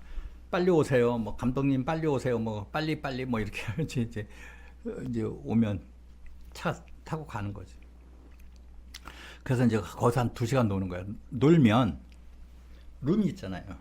그럼 거기 이제 개그맨들 막 많이 오잖아. 연기자들, 연예인들 뭐 나름대로 이제 지금 실명 얘기할 수는 없지만 많이 오면 다른 룸은 일반인들, 민간인들이고 한쪽 룸은 뭐 연기자들, 뭐 연예인들, 뭐 개그맨들, 그다음에 가수 애들 뭐 이런 애들이 온단 말이야. 그 거기 이제 차면 부킹이 어디가 많이 되겠어요. 우리랑 담당 웨이터도 아닌데 거기 다 집어넣어 주는 거야. 그러니까 그냥 문 열고 딱 그 룸으로 딱 들어가면 여러분들 아시잖아요. 원형 테이블. 거기 한 8명 앉으면 많이 앉는데 내가 생각하기엔 15명 이상 앉아 있는 것 같아. 막 이루고 앉아 있고 막 무릎에 앉아 있고 막 난리 그냥 또 거기서 그때는 또 이것도 했잖아요. 담배도 피우고 안에서 그지. 그 담배 연기 칵하고 막 애들 막 화장한 애들 막 이쁜 것들 막 다 그냥 그냥 생활비 안 줘도 그냥 잘 사는 거 이쁜 것들 다 그러고 앉아 있는 거야. 그럼 내가 가면 또 일렬로 다 일찍 일어나. 왜냐면 내가 계산을 하니까. 그럼 이제 내가 상석에 앉는 거야. 야, 비켜봐, 나와봐. 그러고. 아니면 그 소파 밟고 뒤로 들어가서 앉아. 그러면 룰이 있어.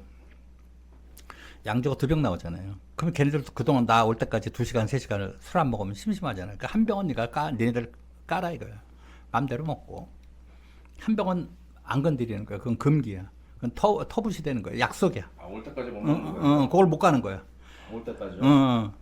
그럼 이제 술이 모자라도 걔네들이 못 먹고 있는 거야. 근데 애들이 너무 다 특성들이 있고 그러니까 북흉원 아가씨들이 안 가는 거예요. 여자애들이 재밌으니까. 그리고 그리고 다른 사람들이 뭐 민간인들이고 일반인들이고 뭐 그런데 무슨 회사원들에다 학생들 근데 얘네들은 어쨌든 카메라에 나오는 애들이고 그러니까 신기하기도 하고 그러니까 안 가지. 그냥 아주 그냥 바글바글해 들어가면 거기에 앉아. 앉으면 그때 이제 까도 되겠습니까? 그럼 까야지 그러면. 그래서 이제 먹는 거야. 술 먹고. 웨이터들도 뭐 그때 뭐 제임스 딘이라고 있었어요. 이제 그런 웃긴 놈인데 걔가 매출이 최고였어 걔가. 그래서 압구정동 거기 가면은 로데오 거리 가면은 내가 그쪽에서 항상 머리 깎고 그랬거든요. 그 정아무개 그 미용실에서 그때 굉장히 비쌌어요. 원장 커트도 하고 그랬었는데 돈을 잘 버니까 뭐 그때야 뭐 돈 걱정 없었지. 근데 그렇게 하니까 이제 그 웨이터들도 와가지고 안 나가. 아니 내가 그러는 거야. 야 제임스, 예. 아, 너는 장사 안 하냐? 여기 왜 들어왔냐? 아주 과일 먹으면서 얘기 듣고 막 계속 그러는 거야. 웨이터가 더 재밌었나 봐요. 우리 얘기 듣는 게 그러니까요. 재밌지. 그러니까 다른 테이블 가봐야 재미없잖아. 웨이터도 재밌으니까 앉아 있는 거죠. 그렇지. 네. 그러니까 오면 맨날 그러는 거야. 진짜 감독님 같은 팀들만 오면 진짜 장사인데 너무 재밌다는 거야. 앉아서 우리 얘기하면 막 깔깔대고 없고, 지가 손님이야, 웨이터가. 네. 그럼 내가 그래, 과일 갖고 있다가 과일 접시를 들어서 웨이터한테 주는 거야. 야, 그냥 무릎에다 놓고 먹어라. 아주 여기서 식사를 하고 앉았어. 미친놈아. 내가 그러면, 지도 깔깔대고 웃어. 아니, 여기 와서 밥을 먹고 앉아서 과일 대신, 밥 대신 과일을 먹어. 막 그런 지도 깔깔대고. 근데 10몇 년 후에 만났어요. 만났는데 그 얘기하면서 진짜 재밌었다고 그러더라고. 가면 쫙 앉아있어. 앉아있으면 난 시간이 없잖아. 돈 내가 내잖아. 걔들 뭐 개뿔이나 뭐 1원 안 푼네. 그때 돈으로 50만 원이면 큰 돈이었어요. 갈 때마다. 근데 나는 뭐 그냥 외상도 한 번도 없어. 그냥 다 현찰 주는 거야. 현찰. 그러니까 웨이터들이 고맙다고 그러고. 심지어는 그런 적도 있어요. 그 웨이터들이 오래는 거야. 그래서 자기 차로 갔더니 차 트렁크를 열더니 골프 세트를 주는 거야. 그때 골프 세트 가면서 나 골프 안 칠 텐데. 이 진상들이 골프채 맡기고 갔는데 2달 동안 안 갖고 온대. 그래서 그냥 주려고 그러니까 감독님이 그냥 쓰시라는 거야. 공짜로 쓰시라는 거야. 그 정도로. 왜냐면 술 많이 팔아주니까. 그러니까 하여튼 인기가 많았었지. 그러면 이제 아가씨들이 이렇게 다시 돌아와서 본론으로 돌아와서 아가씨들 앉아있으면 이제 북경원 애들이지. 야, 이쪽으로 와. 그러면 개그맨 옆에다가 뺏기는 거야, 나한테. 아니, 그럼 네가 주인이야? 주인공이야? 그럼 아니. 니들은 기회가 많잖아. 젊으니까. 먹을 일이 많잖아. 먹을 날이. 여자들도 또 싫어요. 그런 게 아니고 또 와. 아니, 걔네들도 딱 분위기 알잖아요. 누가 대장인지 보스인지 알잖아. 그럼 걔랑 또 얘기하는 거야. 그러다 부킹 들어오면 들어와 일로. 이쁜애 들어오면 내가 다 뺏는 거야. 일로 여기 앉아. 못생긴 애 들어오는 거? 야. 자리를 봐라. 앉을 자리가 어딨니? 다음에 와. 웨이터들. 바로 벤치예요? 바로 벤치야, 우리. 그러고 이제 웨이터들한테 얘기하지. 야, 아이 부킹 좀 괜찮아요. 그럼 아니 무슨 공순이들을 데리고 와. 응? 좀 이쁜 것들 좀 데리고 와. 안 온다 다음부터. 알았다 그럼 또 막 데리고. 야 웨이터한테 과일 먹을 시간이 어디니? 그럴 때 부킹 한 번이라도 더 해라 맨날 그러고. 하여튼 정말 그랬어. 재밌었어. 그래가지고 이제 나는 한 2시간 먹다가 개그맨들이나 누구한테 여의도까지 운전을 시킨 거야. 내 차를 운전하고 가면 이제 다시 걔네들은 가서 놀아야 되니까.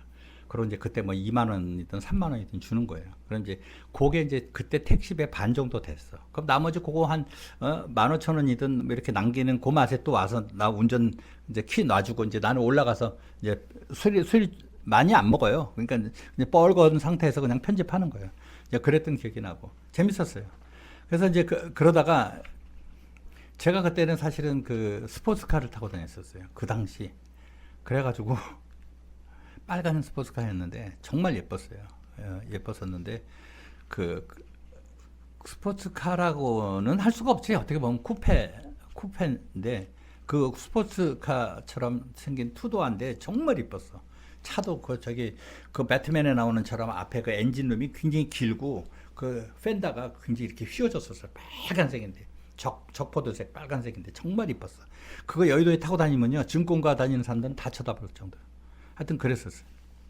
근데 그랬는데 어느 날 갑자기 아침에 편집하고 내려가는데 그 경비가 부르더라고. 경비 대장이.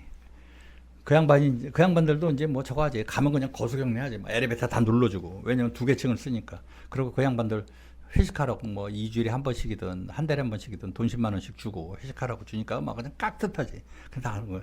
잠깐만 좀 보시자는 거야. 그 왜요? 그러다 1층에 차를 세워놨으니까. 1층 그 중소기업 은행이었거든요.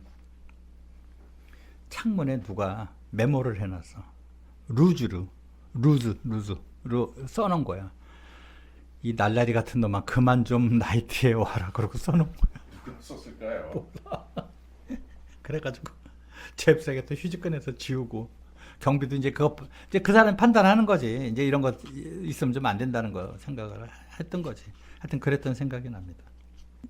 여자 얘기를 좀 할게요. 저는 그 원칙이 있어요. 아무리 그때는 뭐 지금처럼 이렇게 매니지먼트나 이렇게 연기자들 관리하는 게 조직적이지 않았잖아요. 그때는 물론 있었죠. 매니저들 다 있었죠. 유명한 근데 신인들은 거의 없었어요.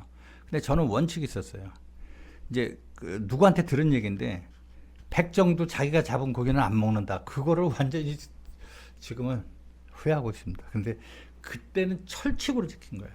나랑 일에 관계되는 사람들하고는 절대 내가 눈길 안 준다.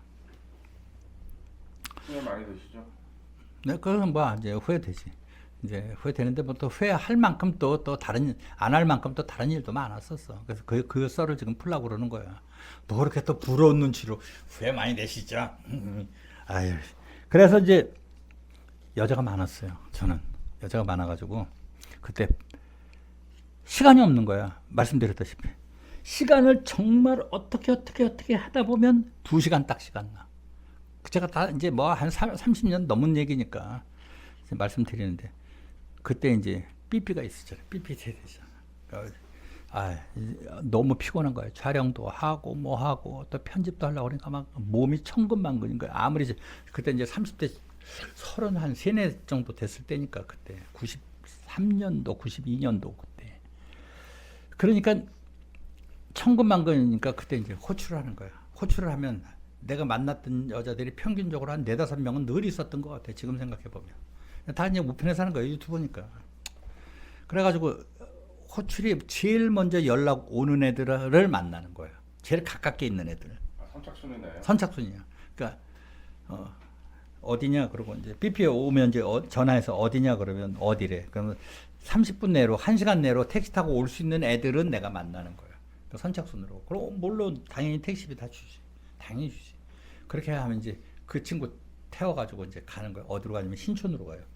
그래서 쫙 해서 저 순복음교회 앞으로 해서 서강대교로 해가지고 쫙 신촌으로 가면 그 유명한 그 형제갈비 같은 거 있었단 말이에요. 이제 거기 가서 가면서 물어보는 거야. 밥 먹었냐? 그래서 밥 안 먹었다 그러면 형제갈비에서 갈비 먹이고 뭐 하고 그러고 이제 그 형제갈비 건너편에 보면 전부 숙박촌이야. 쫙. 모텔촌. 모텔촌이 있었죠. 네. 그때도 있었어. 네, 맞아요. 거 그냥 칸막이에 그냥 밀고 들어가는 거야. 그냥 들어갔다 2시간이니까 한번 시원하게 그냥 재밌게 같이 하고. 뭐를 해요? 아니 그냥 뭐 레슬링도 하고 뭐 씨름도 하고 뭐 이러다가 네. 뭐 다 하는 거 여러분들이 상상하는 것처럼. 그리고 샤워도 했지. 또 어쨌든 회포도 풀었죠. 그 다음에 한 3, 40분 나면 알아. 내가 몇 시에 나 몇 시에 가야 된다 그러면 알아. 파트너들이 알아. 다 민간인들이에요. 다 뭐 회사 다니는 친구들, 뭐 학생들, 뭐 이런 애들이지. 아니면 뭐 자기 뭐 개인적으로 뭐 조그맣게 뭐 꽃가게를 한다든지 뭐 그런 친구들이야. 그러니까 꼭 껴안고 자는 거야. 곧 낮잠을 자는 거야. 완전히 딥해도 그렇게 딥하게 잘 수가 없어. 못 깨울 정도로 자는 거야. 그러면 한 40분, 30분, 40분 이렇게 자고 나면 이제 깨우기 시작하는 거야. 오빠 가야 돼, 오빠 가야 돼. 정말 일어나기 싫은데 아시죠? 밤새고 그랬는데 그게 일어나고 싶겠습니까? 계속 자고 싶겠죠. 미치는 거지. 더구나 좋아하는 여자친구하고 같이 있고 그러니까 뭐 여자친구가 자주 바뀌어서 그렇지만 어쨌든 그러니까 어쩔 수 없이 일어나는 거야. 그래가지고 어쩔 수 없이 또 막 샤워하고 씻고 그러고 가는 거야. 그러고 이제 회사 앞에 내리면 택시비 주고 오빠가 연락할게. 그러면 가. 잘 가. 그러면 오빠 연락할게. 오빠 너무 무리해서 하지 마. 그러고 가는 거야. 그리고 이제 뭐 빵 있으면 빵 가게 가면 빵 먹고 싶다면 빵 사주고 뭐 이렇게 어쨌든 내 나름대로는 뭐 저기 했는데 그러고 또 올라가서 편집하는 거야. 편집할 때는 얼마나 편집이 잘 되는지 생각해 보세요. 피곤한데 잠도 잤지, 회포도 풀었지. 그러니 얼마나 에너지가 충만하겠느냐고. 빰빠밤 그러고 그냥 편집하는 거야. 아무 생각이 없는 거야. 왜냐면 잡생각을 다 해결하고 왔잖아요. 잠도 잤지 뭐 해도. 그러니까 그렇게 해서 일을 했던 기억이 나고. 도저히 시간이 안 될 때는 겨울에, 나 지금 기억이 나는데 그 MBC 건너편에 지금 더 현대인가? 거기 건너편에. 예. 옛날에 여러분 아시죠? 통일주차장. 그건 모르겠어요. 럭키 쌍둥이 빌딩 뒤쪽이 지금 더 현대 자리가 통일주차장이라고. 뭐 통일교에서 갖고 있었나 봐. 통일주차장 그게 몇만 평이었어. 거의 진짜 학교 운동장, 축구 경기장 한 4개 정도 합친 거 그 정도로 넓었어. 내가 7층인가 그러잖아요. 그게 주차장이었어요? 주차장. 그럼 이제 LG에서 뭐 그 직원들 하다가 저녁에 퇴근하는 사람들은 차 가지고 가고 또 안 가지고 가는 사람들도 있잖아. 그럼 거기 이제 드문드문 차가들이 서 있다고. 근데 관리자가 8시인가 되면 퇴근해요. 관리자들이 8시인가 9시 되면 퇴근해. 공짜 주차장이네요. 그 다음 또 공짜 주차장이야. 그러니까 이제 뭐 그 후에 들어와도 뭐 어쩔 수가 없는 거지. 공짜지 뭐 어떡하겠어요. 그죠. 그래가지고 이제 그렇게 해서 그때 뭐 편집실에서 담배도 피고 막 그럴 테니까 이제 그 카피 떠라 그러고 이제 이러고 내다보면서 담배 한 대 피우고 있으면 그 주차장에 눈이 와가지고 하얀데 차가 한 대 빨갛게 브레이크 등 달면서 쭉 들어가는 차가 있어. 그 시간에 들어갈 수가 없는 차거든요. 그게 뭐가 사연이 있는 거야. 그래서 거기서 힌트를 얻은 거야. 나도. 그래서 저기서 하면 되겠구나. 그래가지고 밤 10시 뭐 이럴 때 뭐 갑자기 생각나고 그러면 이제 애들한테 조감독이나 이런 애들 뒤에서 다 앉아서 기다리고 있으니까 야 밑에 상마 그 사우나 가서 사우나하고 올게. 좀 쉬고 너희들도 좀 쪽잠이라도 자라. 이렇게 되는 거예요. 그러고 나는 이제 만나서 회사 앞으로 오라고 해서 거기서 차 가지고 이제 가는 거예요. 그 차가 2대가 있었어요. 그래가지고 이제 크라이슬러의 그 랭글러 집 처음 나왔을 때가 지금 생각하니까 우성 기업인가 거기서 수입을 했었어요. 그 크라이슬러인가 하여튼 그랬는데 그거 하고 집차하고 이제 아까 얘기한 그 빨간 차하고 이제 2개 갖고 있었거든요. 그때. 그래 이제 집차를 타고 가는 거야. 혹시 눈길에 될까봐. 뭐 그런 사연도 있었고. 그다음에 이제 저희가 했을 때는요. 그 제작사가 굉장히 잘 돌아갈 수밖에 없는 시스템을 만들었어요. 왜냐하면 그 2개 층이잖아요. 2개 층에 당구 다이를 내가 2개를 넣었어. 하나는 사구, 하나는 포켓 이렇게 해가지고 조명 감독이든 뭐든 와서 다 쳐라 이거야. 공짜로. 게임비가 안 들잖아. 그러니까 거기서 막 라면도 끓여 먹고 이렇게 하고 그렇게 하고 또 한쪽 편에는 그 2층 침대를 만들어서 안막 시설을 다 해놨어. 그러니까 밤을 새니까 2층 침대에서 자야 잠은 좋잖아. 그러니까 조명 감독 이런 애들 뭐 안양 살고 시흥 살고 군포 살고 이런 친구들 그 새벽에 끝나면 가기가 어렵잖아요. 그때 뭐가 있어. 또 월급도 조금 받는 애들이니까 거기서 자는 거야. 그 다음날 또 바로 촬영 나가야 되니까 그렇게 자는 거야. 작가들도 거기서 자고 그러는데 물론 남녀는 이렇게 살짝 구별을 해놨죠. 여자는 이쪽에서 자고 남자는 이쪽에서 자고. 그냥 거기서 잘만 해요. 2층 침대, 뭐, 남은 2층 침대 아시죠? 어떤 건지. 거기서 이제 자고, 뭐, 난방 들어오고 그러니까 따뜻하지. 근데 거기서 자고 그랬던 기억이 있습니다. 그래서 그 연예부 기자들도 시간 나고 그러면 바로 MBC 대각선 건너편이니까 그냥 늘어오는 거야. 뭐 연기자들도 거기 가서 쉬었다 가고 뭐 커피 한 잔 마시고 그다음에 바처럼 이렇게 나가지고 물론 촬영용으로 만들었지만 거기서 뭐 커피도 내려 먹고 뭐 이렇게 하고 다 뭐 돈을 받겠어 뭐를 하겠어. 그냥 뭐 거기서 이제 컵라면도 다 갖다 놓고 그렇게 쟁여놓고 그러면 쟤네들도 먹고 거기서 원고도 쓰고 기사도 하고 또 저거 하면 또 거기서 졸기도 하고 그러니까 이게 사랑방이 되는 거야. 그러니까 뭐 그 제작사에서는 늘 그냥 사람들이 북적북적 돼. 내가 촬영을 나가 있든 없든 간에. 왜냐면 나는 이제 공동대표였거든요. 그 말씀드렸던 그 작가라는 사람하고 공동대표, 그 예능 작가, 코미디 작가하고. 그래서 이제 그런 기억이 납니다. 사랑방에 사람들 진짜 많이 왔겠네요. 아, 그럼 많이 왔지. 왜냐면 방송국에서 가까우니까 알다시피 방송국에 그렇게 쉴 데가 별로 없어. 복도 같은데 소파 한두 개 있고 그렇지. 그렇죠. 미어 터져. 그러니까 앉을 데가 없으니까 이제 오는 거야. 이제 우리랑 안면 튼 사람들은 오고, 그다음에 편집기도 이제 베타 편집기가 여러 대가 있어가지고 그분들이 이제 그 PD들이나 AD들이 편집하기가 이제 스케줄이 안 맞으면 편집실 배정을 못 받거든. 그럼 이제 거기서 이제 우리께 이제 편집기가 있으니까 와가지고 편집기 좀 쓰겠다고 그러면 뭐 쓰지 말라고 그래. 아니면 돈을 받아. 완전 사랑방이야. 그래서 이제 일석이조가 된 거지. 그러니까 제작사를 참 운영을 잘한 거지. 지금 생각해 보면.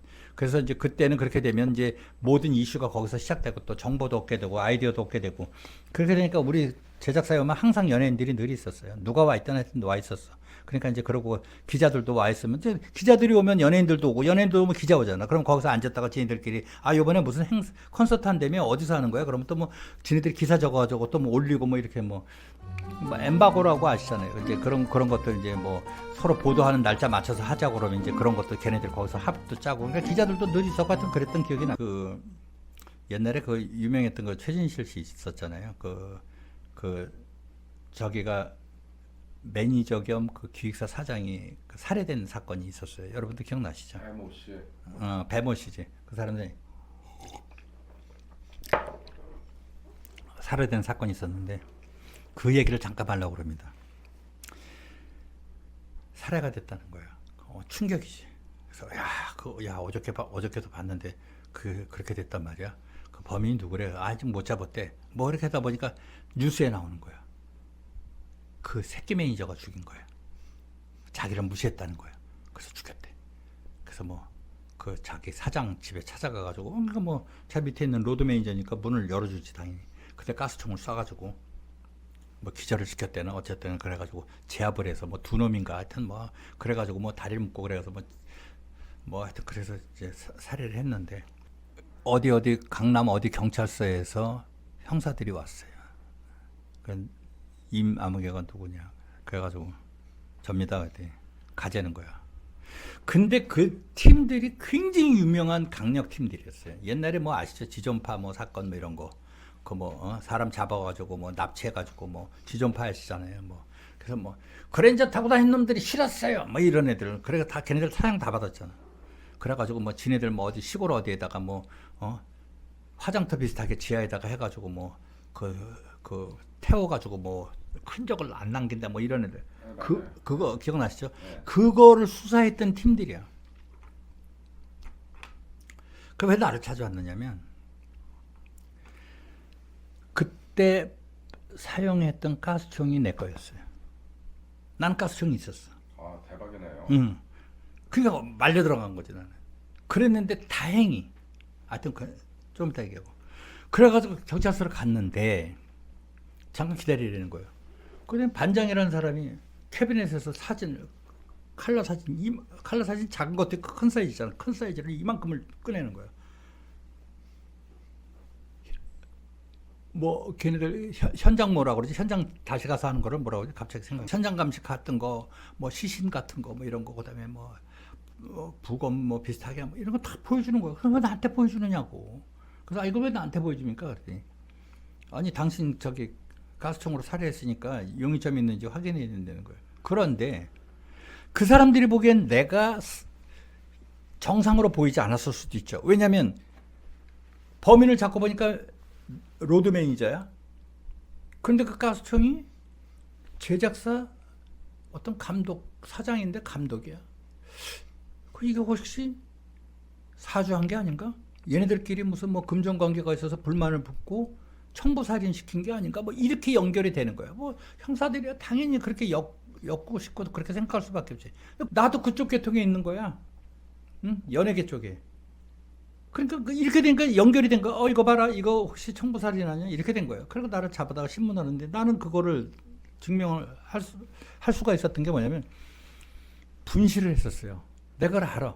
근데 내 차에 트렁크에 가스총을 넣거든. 그때 뭐 하여튼 사건이 많았어. 그래서 뭐 그랜저 타고 다니는 놈들 다 잡아 죽인다 뭐 어떤 뭐 그런 사건도 있었고 그래가지고 가스총을 샀는데 그거를 신고를 하게 돼 있더라고.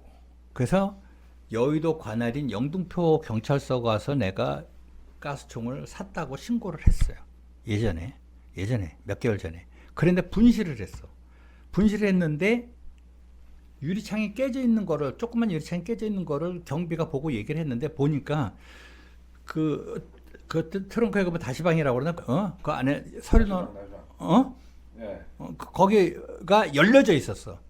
그리고 거기 가스총 없어졌고 트렁크를 보니까 내가 그때 여러분들 뭐 항상 폈던 뭐 말보로 같은 거 양담배 내가 2보로인가 하여튼 3보를 거기다 넣어놨고 양털을 넣어놨어요. 양털 이거 등받이 하는 거 2개를 넣어놨는데 털이 자꾸 묻어나더라고. 그래서 내가 벗겨서 넣어놓고 거기에 양담배를 넣어놨어. 근데 이 새끼가 도둑놈이 와가지고 양담배도 가지고 가고 양털도 가지고 가고 가스총을 가지고 3가지를 가져간 거야. 그래서 나는 별 거지 같은 놈들이 다 했구나. 참 별걸 다 훔쳐가네. 이러고 가스총은 내가 신고해야 될 것 같은 느낌이 들었던 거예요. 신고한 거야. 그런데 그 사건이 터진 거예요. 그놈이 내 가스총을 가져가서 그날 한 게 아니고 며칠 기다렸다가 한 거예요. 그 사이에 나는 신고한 거예요. 그래서 사건 일으키기 바로 전에 내가 신고를 한 거야. 그랬는데 그 형사들이 다 알고 있는 거야. 사실은 다 알아. 영등포경찰서에 분실 신고한 것도 다 알고 다 아는데 모르는 척하고 하는 거야. 차가 어느 방향으로 서 있었어요. 이쪽 방향으로 벽 보고 있었구나. 근데 뭐가 없어졌다고요?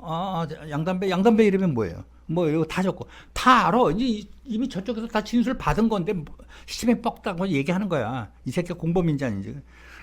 그래서 아니 지금 내가 무슨 뭐 사주 시키는 걸 알고 있는데 나는 사실대로 분실한 죄밖에 없고 나는 가스총 다 신고했다고 영등포경찰서에 확인해 보시면 된다고 그랬더니 뭐 얘기 다 듣더니 그 놈이 진술한 거하고 100% 일치하는 거예요. 담배 2보를 훔쳤다는 것도 다 알고 차 방향이 벽 쪽으로 붙어서 했던 것도 다 알고 다 하는 거야. 근데 형사들이 다 넘겨주는 거야. 모른 척하고 다 넘겨. 근데 그게 100% 진술이 되니까 이놈을 본 적이 있느냐. 얘랑은 그 범인하고 내가 말을 섞은 적은 없지만 방송국을 왔다 갔다 하면서 로드 매니저를 한두 번 안 본 사람들은 어디 있겠느냐고. 어렸을 때 내가 그런 얘기를 한 거야. 형사들이 봤을 때도 맞는 얘기거든. 근데 결정적으로 내가 분실 신고를 한 거야. 이 새끼가 사건 치기 3일 전에인가 4일 전에. 그거가 없었으면 나도 공범을 아니 내가 분실 신고 내가 저 새끼한테 만약에 가스총을 내가 빌려주고 사줘라고 해서 내가 경찰서에 신고를 했겠냐고. 분실 신고를. 맞잖아. 그지? 그죠. 그러니까 이게 상식적으로 말이 안 된다고 생각을 하고 그리고 걔도 내 이름을 몰라. 그리고 그 훔친 차가 누구 거라는 거가 결정적으로 몰랐어. 그 형사들이 다 물어본 거야. 이거 누구 차인 줄 알고 훔쳤냐. 자기는 무작위로 했다니까. 열어보고 저거 가서 이쪽에 뭐가 많을 것 같아서 그때는 훔쳤다니까. 근데 걔는 그때 걔를 죽이려는 마음도 없었다고 진술을 한 거야. 얘를 죽이기 위해서 내가 가스총을 훔치고 뭐 하고 범행 준비를 한 게 아니고 그냥 배고프고 돈도 옛날에 로드 매니저들 월급 제대로 줬어요? 안 줬지. 그러니까 야 내일 새벽에 방송국으로 알아. 그러면 걔네들은 그냥 기웃기웃해서 뭐 방송국에서 대충 이렇게 자기도 하고 뭐 사우나에서도 자기도 하는데 그날따라 배가 고파져 가는데 이제 차가 괜찮은 게 있으니까 이제 그걸 깬 거지. 아무도 없고 그러니까 새벽에 그러니까 깨서 거기서 뭐래도 쩐이라도 좀 나오면 이제 하려고 그랬는데 보니까 가스총이 있네. 이거 뭐야? 이거 뭐 재밌겠는데? 그러고 넣은 거야. 그러니까 범행을 그때 결심을 한 게, 그러니까 그걸 형사들한테 다 부는 거야. 넌 범행을 언제부터 결심했냐? 그러니까 당일날 결심했다는 거야, 당일날. 그게 이게 안 맞는 거지. 내가 사주를 시킨 거하고는 전혀 안 맞는 거지. 그래서 내가 살아났다. 라는 썰이 대박이네요. 대박 스토리입니다. 그랬던 기억이 납니다. 진짜로. 그래서 아찔했어. 진짜로 아찔했어. 지금은 뭐 안 그렇겠지만 그때는 그렇잖아요. 뭐 여러분들 아시다시피 요만한 것은 다 엮어가지고 크게 만들잖아. 그래 지니들도 진급하고. 그랬는데 어쨌든 내가 그런 사건이 있었는데 결정적으로 두 가지 일 때문에 미리 분실 신고를 했고 그다음에 그놈이 범행 당일날 결심을 했다. 뭐 이런 얘기 해가지고 막 그래서 어쨌든 그런 일이 지금 생각이 납니다. 아마 그때 제가 알기로는 지금 아마 어떻게 되는지 모르겠어요. 그분이 형을 살고 지금 나왔는 지금 몇십 년 전 일이니까. 그래서 이제 그런 일들이 있었고 어쨌든 그러다가 승승장구를 했습니다. 뭐 시간이 없어서 진짜 돈을 못 벌 정도로 하다가 여러분들 정말 고통스러운 여러분들 똑같이 고통스러웠던 IMF가 빵 터집니다. 빵 터졌는데 처음에 몰랐잖아요. IMF 자체가 뭔지도 몰라. 무슨 금융 뭐 어쩌고 저쩌고 뭐 그런데 뭐 어디서 뭐 어떻게 되고 뭐 국가에 뭐 달러가 없고 뭐 여러분들 금 모으게 해주세요. 뭐 그때만 해도 몰랐지. 그랬는데 문제는 제작사한테 직격탄이 옵니다. 왜? 외주 제작 전면 금지. 왜냐면 광고가 안 들어오는 거야 더 이상.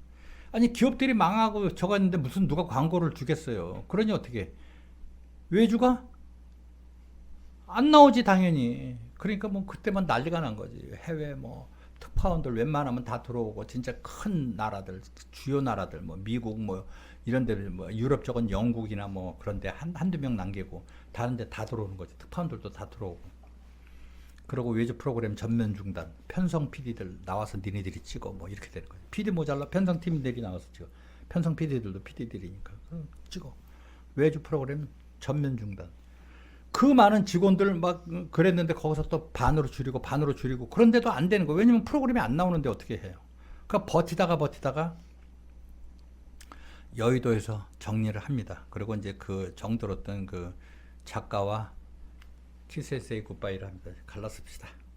이제 더 이상 안 되니까 너는 네 길 가고 나는 내 길 가고. 그래서 이제 그 사람은 작가 쪽으로 계속 가기로 하고 그 사람은 이제 그때만 해도 MBC 전속 작가였으니까 그렇게 가고 나는 나대로 내 회사 이름을 가지고 여의도에서는 도저히 안 되는 거야. 뭐 두 개 층이니까 굉장히 비쌌죠. 그때 뭐 거의 지금 기억인데 뭐 이건 확실하진 않아요. 거의 한 건물 한 개 층에 한 1,600 정도 하지 않았나 생각해요. 1,600 정도. 뭐 하여튼 지금 굉장히 비쌌어요. 아니 두 개 층을 통으로 쓰면 얼마나 비싸겠어요. 지금도 비쌌고 그때라고 쌌겠어요. 물가 대비해서 지금 금액이 좀 적은 거지. 그때 또 상당히 일반 사람들은 못 얻는 거지. 그 진짜 멀쩡한 건물 두 개 층을 쓰는 게 이게 쉬운 일이. 근데 그때 돈을 나름대로 많이 벌었기 때문에 그런 심적인 부담이 없었어요. 뭐 월세 내고 뭐 이런 부담이 없었고. 하여튼 그랬는데 그러다가 이제 IMF 터지고 나서 마포로 다시 그때 마포 민주당사 마포고등학교 그 뒤쪽에 민주당사가 있었는데 그쪽 신수동이죠. 신수동 쪽으로 이사를 합니다. 이사를 해서 이제 IMF를 맡게 됩니다. 그리고 이제 어두운 터널을 가게 됩니다. 그래서 거기서 고심고심 하다가 프로그램 한두 개 더 하고 아예 프로그램이 없었어요. 그때는. 그러다가 버텼어야 되는데 이제 방송 다시는 안 한다 내가. 뭐 그런 일도 있었어요. 뭐 나중에 돈 못 주고 제작사들 또 밀리고 그러니까 뭐 조명회사들 돈 못 준 것도 있었고 저거 하니까 밀리고 그러니까 좀 7, 8년 내가 먹여 살리고 그랬던 그 사장들이 와서 험한 얘기도 하고 그러니까 진짜 환멸을 느낀 거예요. 사실은 솔직히 얘기해서. 그래서 난 다시는 이쪽 일 안 한다. 내가 굶어 죽고 진짜 거적을 깔고 내가 길에서 잘망정 내가 다시는 안 한다. 그러고 이제 그때 정리를 하게 됩니다. 정리를 하게 되고 이제 카나다로 가게 됩니다. 그 카나다 가는 사연은 다음 시간에 말씀드리겠습니다.